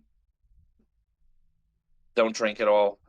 If you don't have any problems, whatever, And the guy ended up uh, drinking a lot, and he kind of killed the vibe a little bit. Didn't completely kill it, but I heard from a lot of people that this guy's weird, and no issues all night. It was just a little weird, and we sent him a message in the Discord, dude. You're not allowed back. We established ground rules. You broke those ground rules. You killed the vibe. You're not welcome back here. People know at EC3, and you feel it, you see it. Once you come in here, there's a vibe. All we care about inside of this area and the 100 feet surrounding it is arcades, gaming culture, and enjoying that together. We're not here to talk about politics. We're not here to talk about divisive shit or anything. We're here to get away from that. We're here for a common goal to play some games and enjoy them. And as long as we do that, there's not going to be any problem. But if problems do arise, I'm ready to tackle that. I have no problem telling somebody that they can't come at the place that I work so hard to build. Just so they could tarnish it. I won't stand for that. You have to be able to, tell people, hey, you can't come here anymore, dude. Being a business owner, that has become very easy for me through trial by fire many times. But for here, I've actively worked to make barriers for that issue to ever arise. By setting a vibe, by being welcoming, by being friendly, and everybody else who has come for the first 6 months of this of EC3 Arcade's inception have all passed the vibe check and been in that vibe, so they look out too. So we've got our 4 staff, but we've also got our regulars, who also have they've earned their shirts. Like I sponsor people. I sponsor Skipper, Cassidy, Jeff at S, Trash Waifu, and they all support uh the arcade as well, by letting me know, hey, like Trash told me, he's like, yeah, did I watch snippers fall out of that guy's shirt or out of his jacket? It was really weird. Like like, oh, thanks for letting me know. If something arises, we take care of it. We don't let that fly. Yeah, and that's I I mean, know, like, I'm a small venue, like, so it's a little bit easier for me to do that in a small venue. I'm running an 80-man bracket. That's going to be a lot harder. I'm going yeah, to rely on the already existing group to do their part. yeah, and I think that's kind of what I wanted to touch on is just like 2 follow-ups with that is obviously when you're working with other organizations, they're going to have their own subset of rules and regulations and codes and what qualifies as a violation for them Yeah. and so you kind of need to be understanding that while you may Yeah. not agree to that, if you're partnering with them, you are held to the same thing that they are, um, right? And so that's something to take into Yep. consideration as well. Is Fire code is a big one. yeah, there's that, and then there's also there's stuff that takes place outside of the game that's very obviously a violation. And then there's stuff that happens in the game that people perceive as a violation. Now, I've had to deal with the in-game stuff quite a bit. There are people that are trolls. There are people that talk a lot of shit, and there are people that are bullies, right? Like they'll only like these guys have been playing. They're not necessarily good enough to beat like the top dogs, but they're pretty good and they're good enough to just really beat new players. And do so, and that's sort of what they enjoy doing the most is just picking on these new players to try and make themselves look good or something, create a clip and put themselves up on Twitter. To me, all that stuff is sort of like gray areas of being a dick. But the one that I've had to deal with more often than not is when the shit talk, because I'm a big fan of shit talk. I'm a big proponent of shit talk, but a healthy level of shit talk. To me, if the shit talk is with regards to your skill, it's with regards to your ability inside of the game, I think that's generally all good. But when that shit talk crosses into personal boundaries, when you're talking about people's families, you're talking about people's lives outside of the game, to me, that's a boundary that you shouldn't cross. That becomes personal, and that's where, to me, it becomes a violation. And so people will disagree on how I, perceive that. But also, you don't know how somebody's taking that either. I know people come from different areas and they come up in different, with different beliefs. And sometimes when you cross that, for them, that's a clear signal of disrespect, and it's a clear signal that you're trying to escalate, beyond the video game. And so you got to be careful with who you're talking shit to. In the same way that you want to make sure that you have a good rapport with everybody, and you're obviously respectful. If you can get cool enough with somebody that shit talk is taken as friendly banter, then I think that's okay. But if you don't know somebody and you're just talking wild to them for the first time, that can go one of two ways. it can go south real fast, and in which case you're fucking up the vibe, and you kind of got to check yourself at that point. Yeah. Or you run the risk of somebody checking it for you, right? One thing, like, yeah, as a TO, if you see that happen, a good thing to do. I mean, it's already happened, so you can't prevent it from happening. But go over there, casually and ask, "Hey, it was like that. That was a little extreme. Was it? Is that what's the deal with that? And you may find out, oh, dude, that's just we do that all the time. You know, we play on Fightcade all the time. Oh, no big deal. So yeah, what may have been, you thought was this brutal takedown was they were just BSing, yeah. So you never know, and that's a perfect example of when you have a potential to like blow a thing out of proportion that didn't need to be blown out of proportion. It's like 100%. sometimes it is a big deal. Like, 'cause I don't, I'm like I'm new to the FGC, and I was never really one for shit talking. But I found out, being so close to New York, that Oh, they shit love talking it. is a thing, and it happens a lot. And I learned to love it too. And I also know how extreme that can get is Oh for yeah. somebody who's casual, like just a common spectator, like wow, that was disrespectful. Yep. But you don't, they you they those people know each other. You don't know the context, where like I've seen it on a Tetris stream. One guy was talking smack to this one dude, and I asked the guy, I said, "Hey, I talking smack." I said, like, "Is this guy a troll? Should I ban this dude?" And he's like, "What's his name?" And I said his name. And he's like, "Oh, that motherfucker! I know that guy." So like, it was a Yeah. nothing burger, Yeah, he's but just fucking with sometimes me. it's not, and you gotta, you know, Yeah, and like Silo yeah, points out here, the more socially involved you are in your scene, the more you're going to be able to understand those relationships between the people. You're gonna get a feel for like, okay, these guys are just playing around, or like this is getting kind of heated. I might need to interject, right? Um, and I think if it's you doing that, that's a lot better than just kind of letting those situations escalate or resolve on their own. yeah. Um, and so that's just something to be mindful of whenever. It's a family, and you're the dad.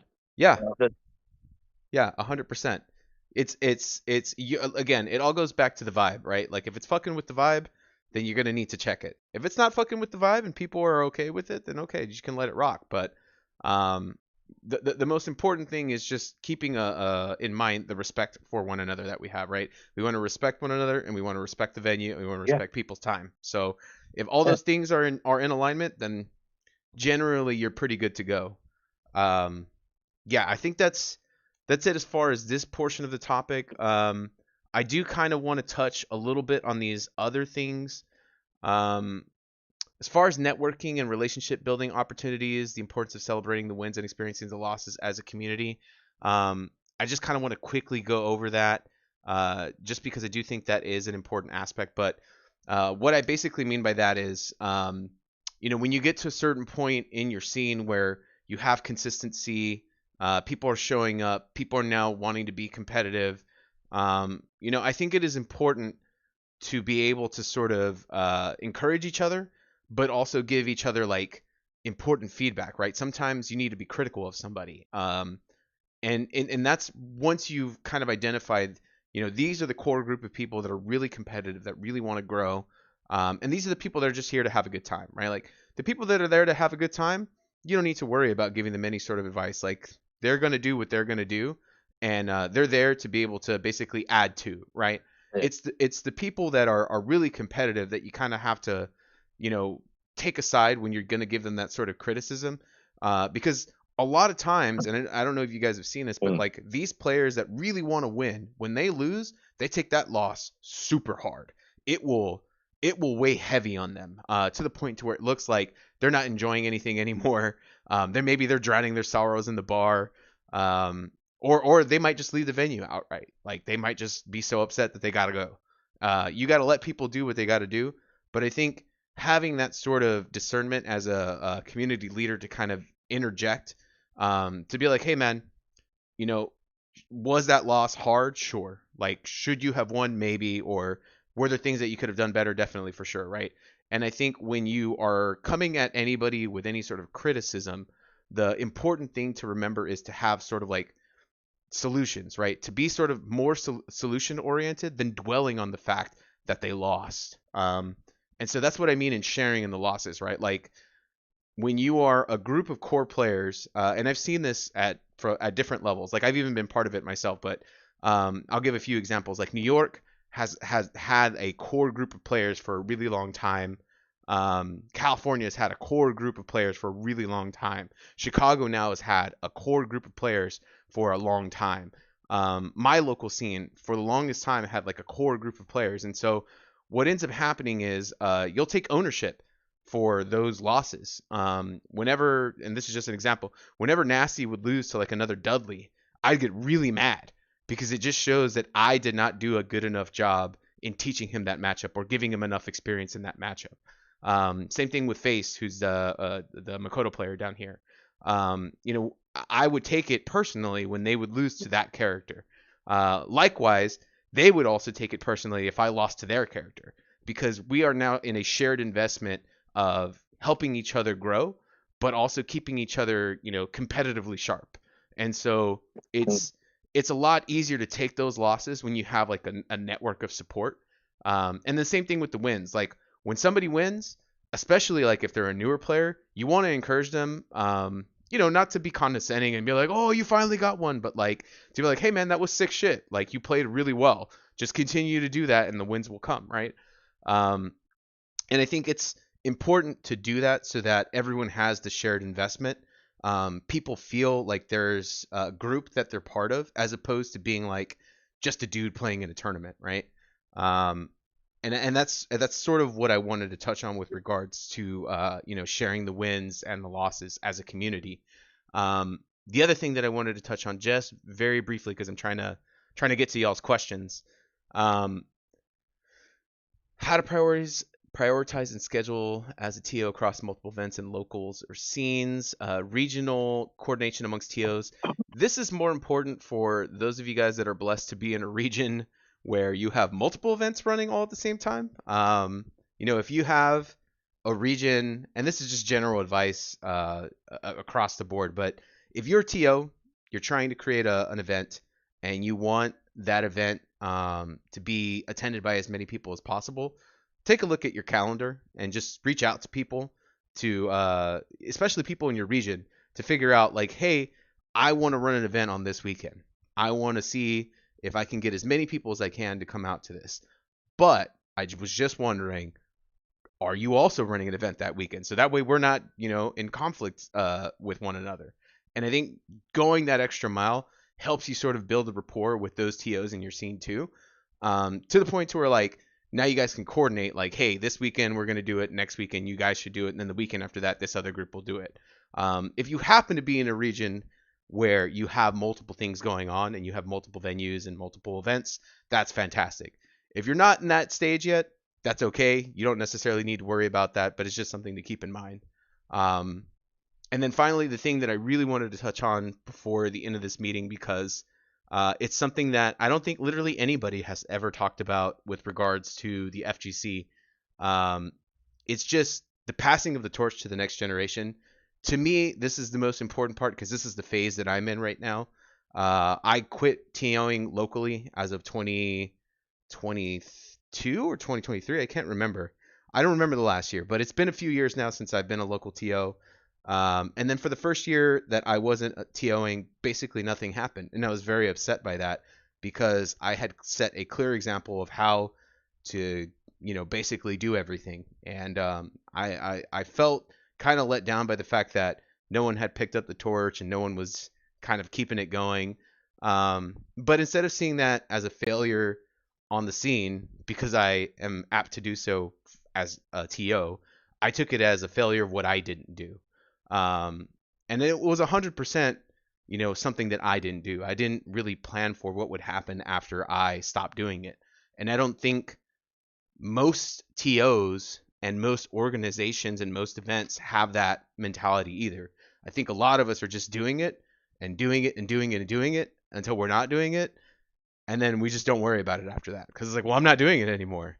But when you become a TO or you become a community leader, particularly someone that's been doing it for over a decade, you have a ton of time and a ton of investment emotionally, mentally, financially sunk into this thing. And when you step away from it, you don't want it to just disappear. You don't want it to, you want there to be a continuance. You want it to go on, as a product of what you were able to put into it, right? So that it can continue beyond you. And I do think that's just something that, if you're in a scene that's flourishing, that's very important to think about, right?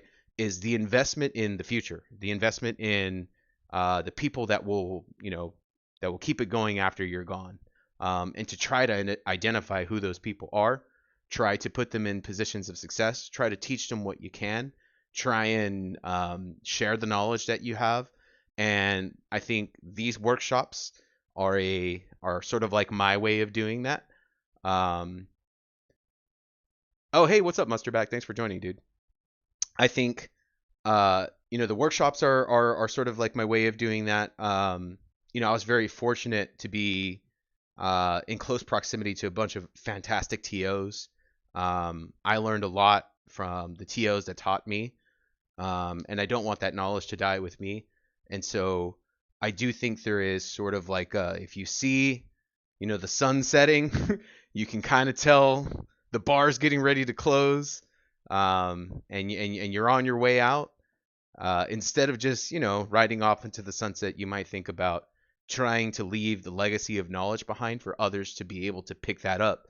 I think the best thing that you can do in that situation is to leave people more equipped than you were coming in.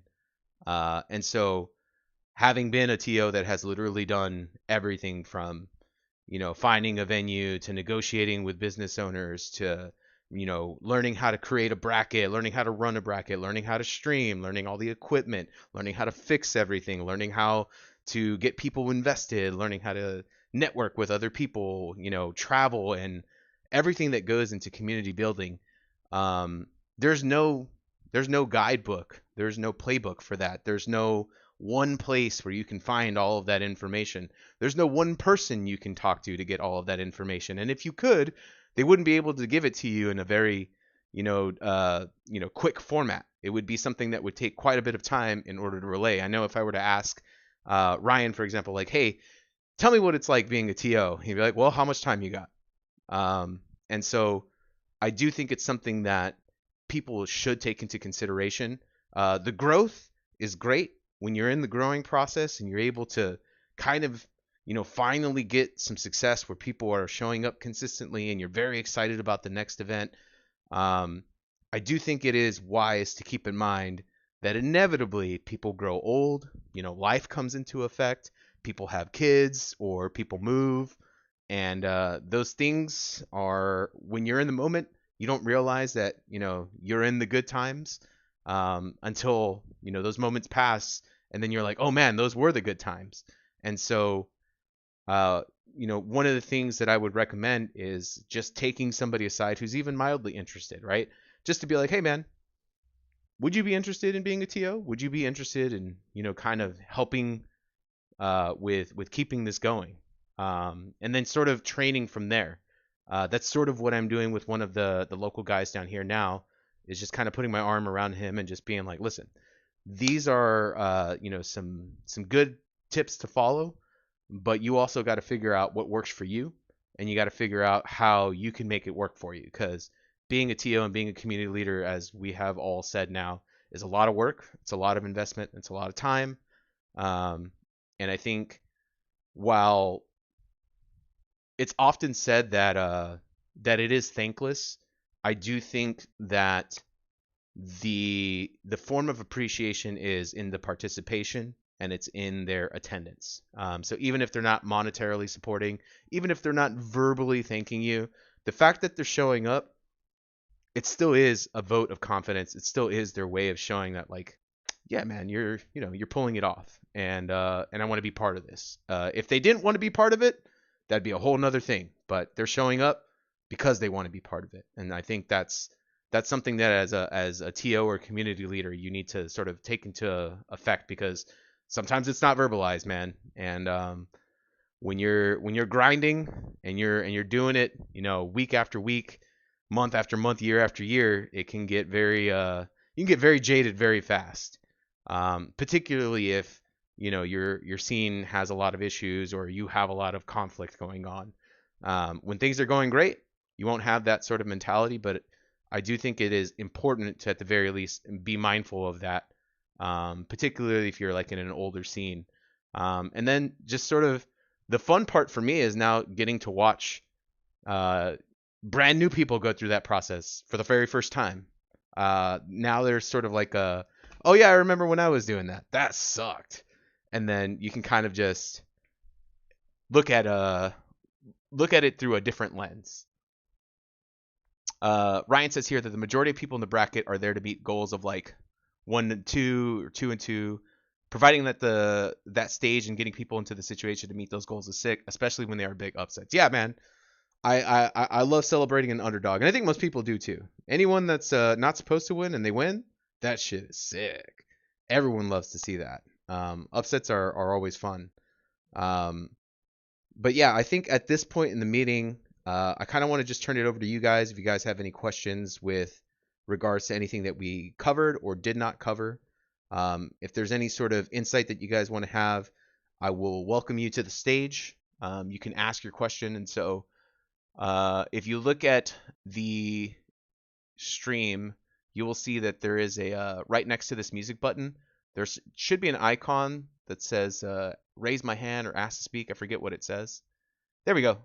Invite to speak. So I will do that. And then you can come to the stage now. Mustard back. Yo, what up, man?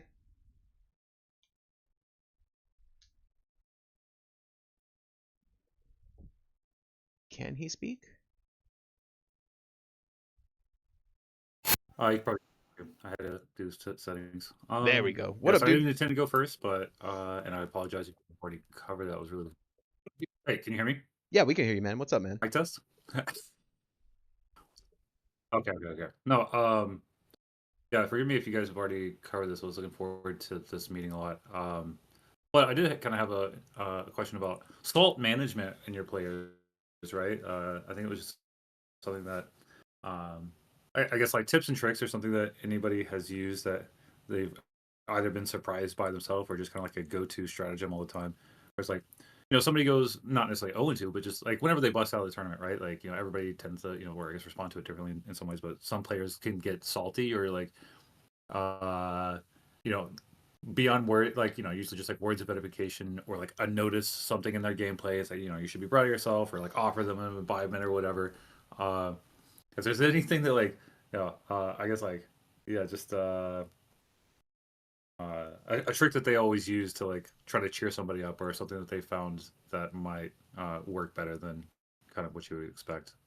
Yeah, but again, I apologize that this isn't really like in the spirit of community building, but No, I think it very the much question I had is. regardless. It's pretty important to keep people motivated, man. That's a huge part of the community. Yeah. What I want to I offer have a lot of is, experience with this one.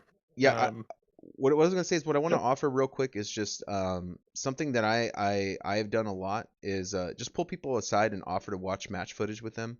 I think it's super hard when you're, especially when you're like still in your Yeah. quote unquote feels about it, to go through your footage and look at it objectively to try and disseminate information from it. But if you're able to sit down with somebody who can sort of see the flaws or see where things could have been different, or things that they could have improved on, having a fresh pair of eyes on it that can look at it objectively with the purpose of helping you, I think that goes a long way towards getting people to not be so down about it, and then just looking at it and reframing it as like an opportunity for growth, right? Like, did you get bodied? Sure, but now we can figure out why you got bodied, and then figure out Did you how stand to, your own? yeah, we can figure out why you got bodied, and then figure out how to help you not get bodied again, so that the next time you come across this dude, you can bust his ass. And I think just being generally positive, not overly positive, because that doesn't often land very well. But if you can be generally positive about it, to be like, look, let's try and figure out how we can help you, overcome this the next time you come across it. I think that goes a long way towards it.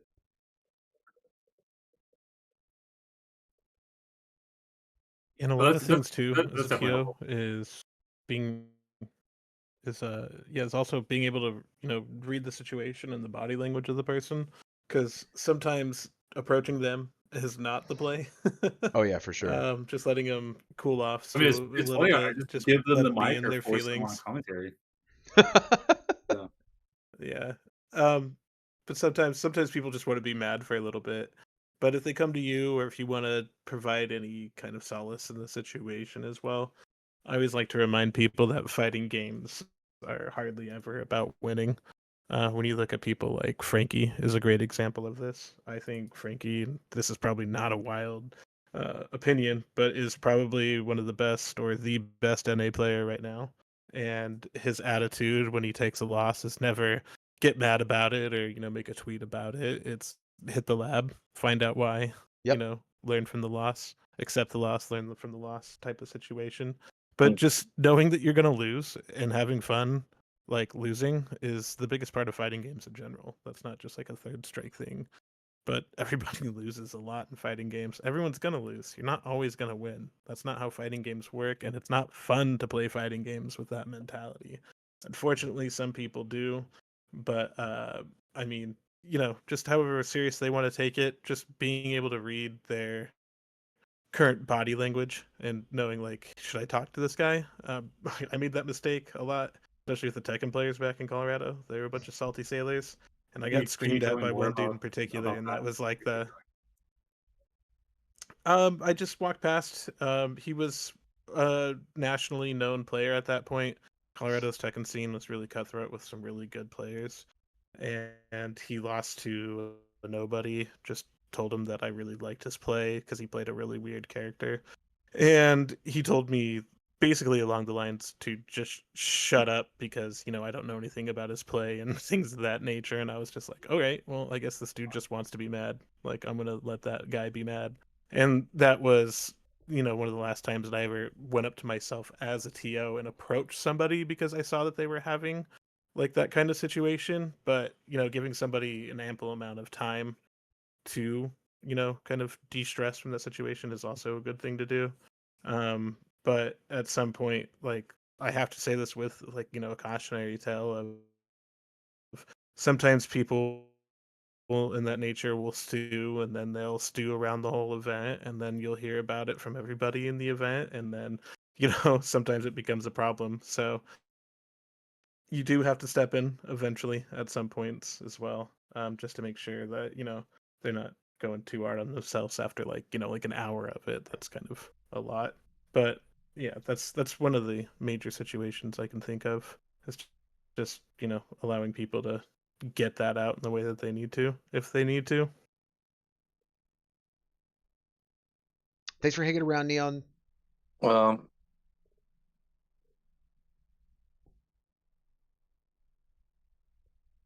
Yeah, and Yeah, Silo says, for me, I'm sorry, go ahead, dude. for me, I am the guy who goes 0-2. So I with the now how it feels like to be me every time I enter a tournament. I lighten up the mood.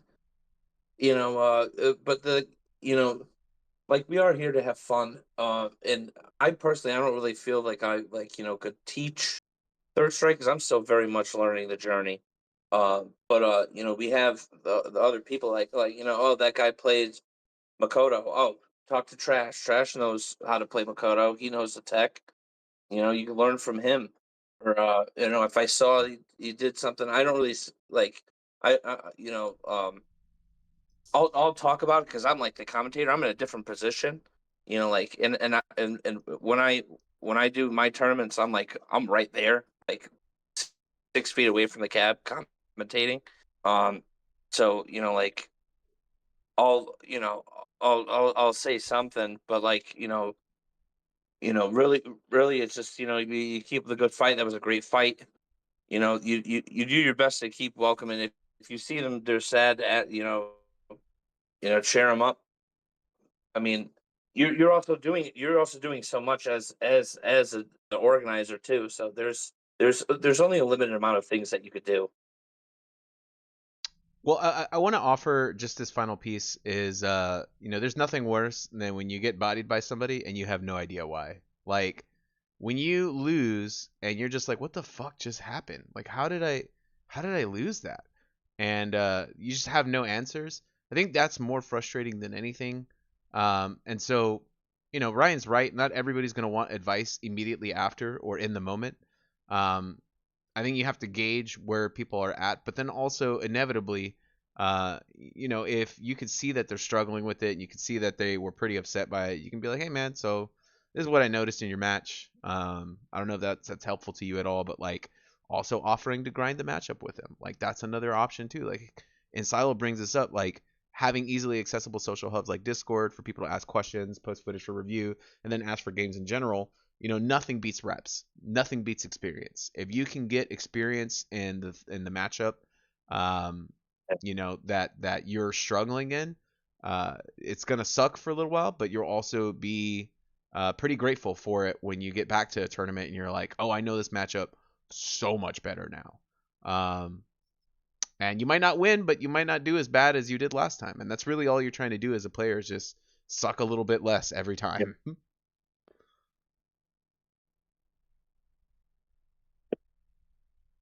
Did that answer the question for you, It's a challenge, man. To grind is part of it. I mean, yeah, like I said, I mean, words of edification are coming up and saying you notice something in their gameplay. I think it's a good idea to say, hey, if you want to grind this match, reading the room, reading the body language, seeing if somebody is actually, and like knowing the person, knowing if they're how long they're gonna be salty. Yeah. My concern is just like when that salt becomes like a toxic element in the room, like and you're doing an offline tournament, it's like, hey man, like we're all trying to have a good time. You're like just being a fucking black cloud over everybody's good time. But I guess I've noticed like something they do in San Francisco, right? Like I feel like they give out a salty award. They have like a custom made like can of kosher salt or whatever that they hand off to like a salty player. And yeah, the Mortons, yeah. So it's like I don't know if like something like that is helpful or hurtful, or if there's anything kind of creative in that way to help people kind of break out of it and remember that we're just like here to have a good time. Yeah, I 100%. I love the Mortons thing because I'm a very like sarcastic person, but if that person is not a sarcastic person, you cannot do that to them. That will just it's literally rubbing salt in the wound. What I would recommend for someone like that is to like is to just go up to him and be like, "Hey man, you look like you really need a beer. Can I get you a drink?" And like, that way you can kind of bring attention to it. without necessarily coming down on them, right? You don't want to pile on somebody who's already got a dark cloud over their head, but like, just being like, hey man, I'm trying to help lighten the mood, trying to help Mm. sort of bring the vibe back to where it needs to go. Let's work together on this, right? And I think in doing that, people will kind of Yeah. bring attention to themselves. Of like, oh man, I must be looking like a fucking moron out here. Like I must just have the most sour face right now. I think just Yeah. bringing attention to it usually does the trick. I guess that's really my challenge is like I feel like that's my go. I mean, my go-to has always been like, let me get you a drink or let me get you some alcohol or something. And I guess I'm trying to change that aspect of it. Like, it is, which is like the crux of the challenge of like trying to find something creative that's not just offer somebody booze. Yeah. I guess like, be okay with that. I guess too. Yeah, and then sometimes people are inconsolable, man. Like But that does people, offer insights on it. yeah, like you're not always going to be able to help, but like I think the effort is, if the effort's genuine, like people will appreciate that more times than not anyway.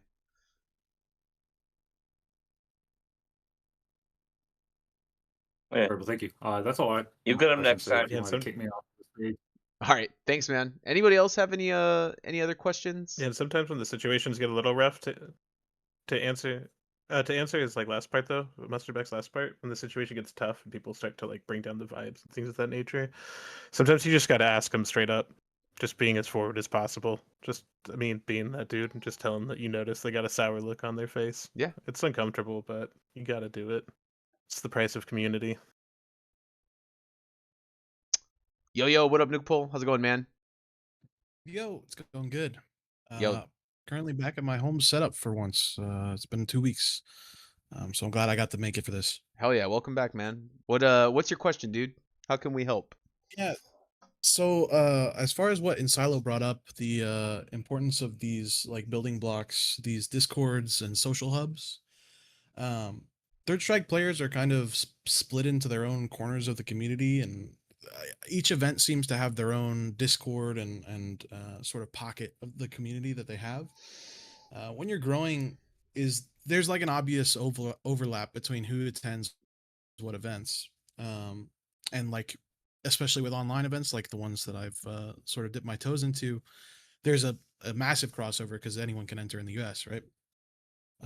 Is there any sort of best practices when approaching the challenge of growing alongside these other events and sort of collaborating? I know you don't just start from nothing. Like for me, I was lucky enough to sort of piggyback off of the community that Venkabot had so lovingly and caringly put together. And even if I had started fresh out of nowhere, it would still be people from these other groups coming in to watch and participate. So I wondered how you thought it would be best to, as a community leader, also, encourage people from the other communities to attend or without stepping on people's toes. Dog, 100% love this question because it is very difficult to it's very difficult to know when you're overextending and when you're not doing enough. And so I think the best thing that you can do as somebody that's trying to bring more attention to your scene is to cross pollinate as much as possible. Go play in other people's events, man. Go hang out with these other TOs and these other players. Get your face out there. Spend just as much time as you are building your own event, but also like trying to help other people with their events, right? And I think that sort of energy will come back to you. If you're showing love to, let's say, Southeast Throwdown or to Option Select or to Stupid Fighter, and you become a regular fixture there, people will want to shout you out. They'll be like, "Oh, dude, on Tuesdays, you should go check out Nuke Pull's event. Like he's got this stream where everyone is welcome to play, everyone's able to join in, and definitely go check out Nuke Pull on Tuesday." And then that lets a whole new audience of people, maybe people that hadn't already heard of you or knew what you were about. It gives them information to be like, "Oh yeah, I love Third Strike. Let me go check out what this dude is doing. He's always here. He's always playing and supporting." I think that goes a long way. And then there is sort of just a thing that happens with, and I think it's not just Third Strike related, but with top players or good players, if somebody really good is participating or somebody like well known is participating, that's going to get you more eyeballs, that's going to get you more attention, and people are inherently going to be drawn to that. Particularly if you're able to market it and promote it well. And I think more than anything is the collaboration. If you can do an event with somebody, if you can get like a guest to come on, even if it's not a player, if it's a guest commentator, right? Just to give the stream a little bit more of like a fresh vibe or a different look. Those things keep things interesting, so that not I know you've been doing this for a little while now, and it's funny that I'm going to say this, but I know you feel it where it's like, oh man, I'm doing the same thing over and over again. It feels like it may be getting stale. I might need to shake it up a little bit. But really, it's more so just for yourself than the actual participants. The participants are going to do what they're going to do. They're there to support no matter what. I think what comes across more than anything is your energy. Like when you have general enthusiasm and energy for what you're doing and it's interesting to you, that translates to the audience. It translates to the participants. And so if you're invested in what you're doing, um, do whatever you need to do to keep that level of investment, to keep that energy up, and just keep people engaged. More than anything, it's just keeping people engaged. And so if you're engaged, that translates, and I think that goes a long way towards keeping people engaged as well.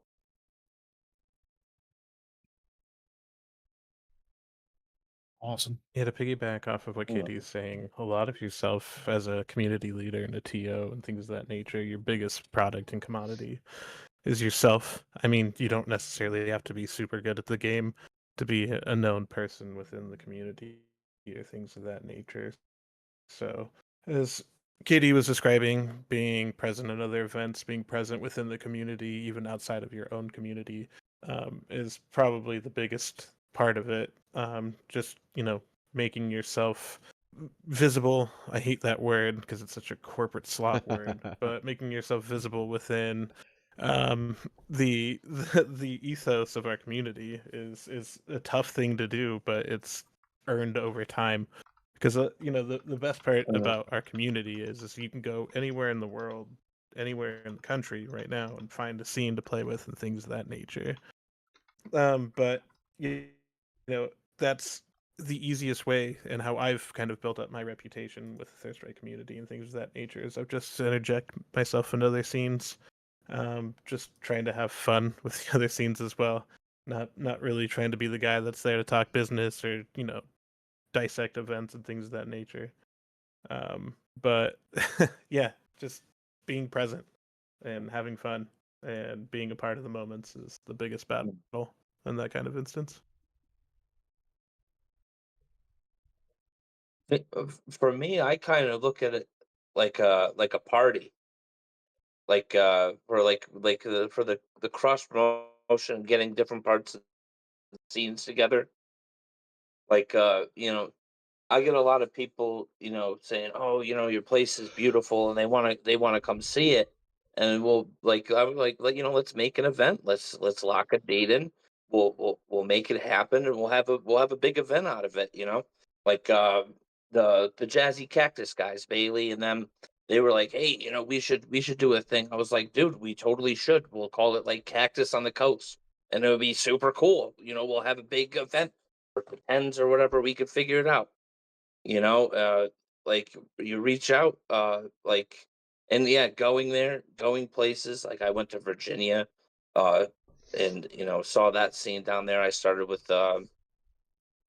my buddy Steve at his arcade. Unfortunately, they closed, so but not everything is successful. But you gotta make the effort. You gotta ask. If you got an idea, hit up a DM, share it. That's one of the things you kind of gotta throw darts at the board and see what sticks for that. Well, And what I would offer, man, is also, just a quick analogy here is even for the most known people, right? Like, why do people who are already well known across the country campaign across the country when they're running for office? Well, it's because they want to get their face and their voice out there to more people. They want to get seen by as many people as possible, right? And so even if they're a known commodity, even if people know what they're about, they still got to go and put their face out there, and they still got to go put their message out there. So very much, like somebody who's campaigning for office, you would want to campaign for your event as well. Like, hey man, just want to let you guys know Tuesdays I'm going to be running this event at this time. You guys are all welcome to come and hang out. We have a lot of fun. We're all inclusive. Everybody has a good time. And so we'll do it every Tuesday. You might not be able to make it next Tuesday, but the Tuesday after that you might be able to. And so whenever you guys have time to come through, just come by and we'll welcome you. And I think just having that sort of messaging, will go a long way towards getting more people interested as well. Yeah. Letting people know that you're open to doing things also goes a long way too. That's how I've got like pretty much all the stuff. Like Victor Alonso came from Spain to my arcade. Beast, legendary commentator from Brooklyn, he came, and commentated. Rainey came down from the Bronx. And we had that was some legendary commentary. All things that you make it work.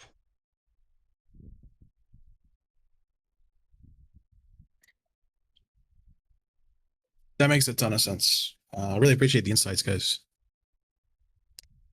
Yeah, no problem, man. Thanks for the question, dude. All right. Anyone else have any other questions? More than happy to take a couple more here.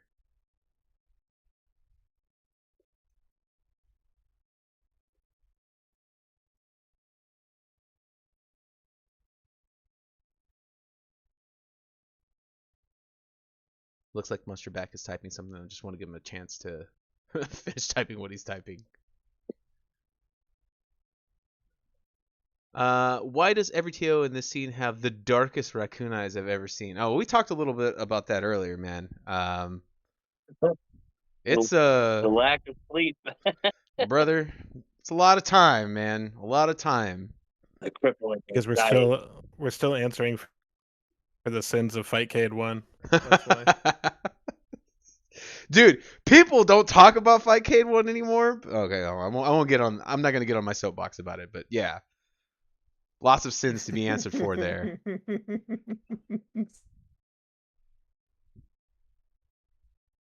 All right, guys. I think we can go ahead and conclude this then. I want to thank my guests, Ryan Meyer, Stone Cold Ryan Meyer, Jazzy Vice President, and I'm Borderline, owner of EC3 Arcade, for joining me for this workshop. I appreciate you guys' time and your input. Like the last workshop, we're going to throw this up on the Jazzy YouTube channel for reference. We will let you guys know on social media when that's out. So if you guys want to check that out or share it around, it will be shared through the Jazzy Twitter. Probably going to be up in the next few days. And yeah, I think the next workshop that we have will be basically same time, the last Sunday of March from 6 p.m. to 8 p.m. We'll go ahead and publicize that. I'm going to get with the next guest speakers to come up with the agenda. If you guys are keeping an eye on the Jazzy Discord, I'm not sure who all has permissions for the channel, but we do have a basically like a workshop channel where we're kind of sharing the information about what we're going to speak about. If there's any questions that we didn't get to or any topics that you'd like to see us cover, definitely tweet at us, get at me in the DMs. We're here for you guys as a resource. So thank you guys for stopping by and listening, and I hope to see you guys at the next one.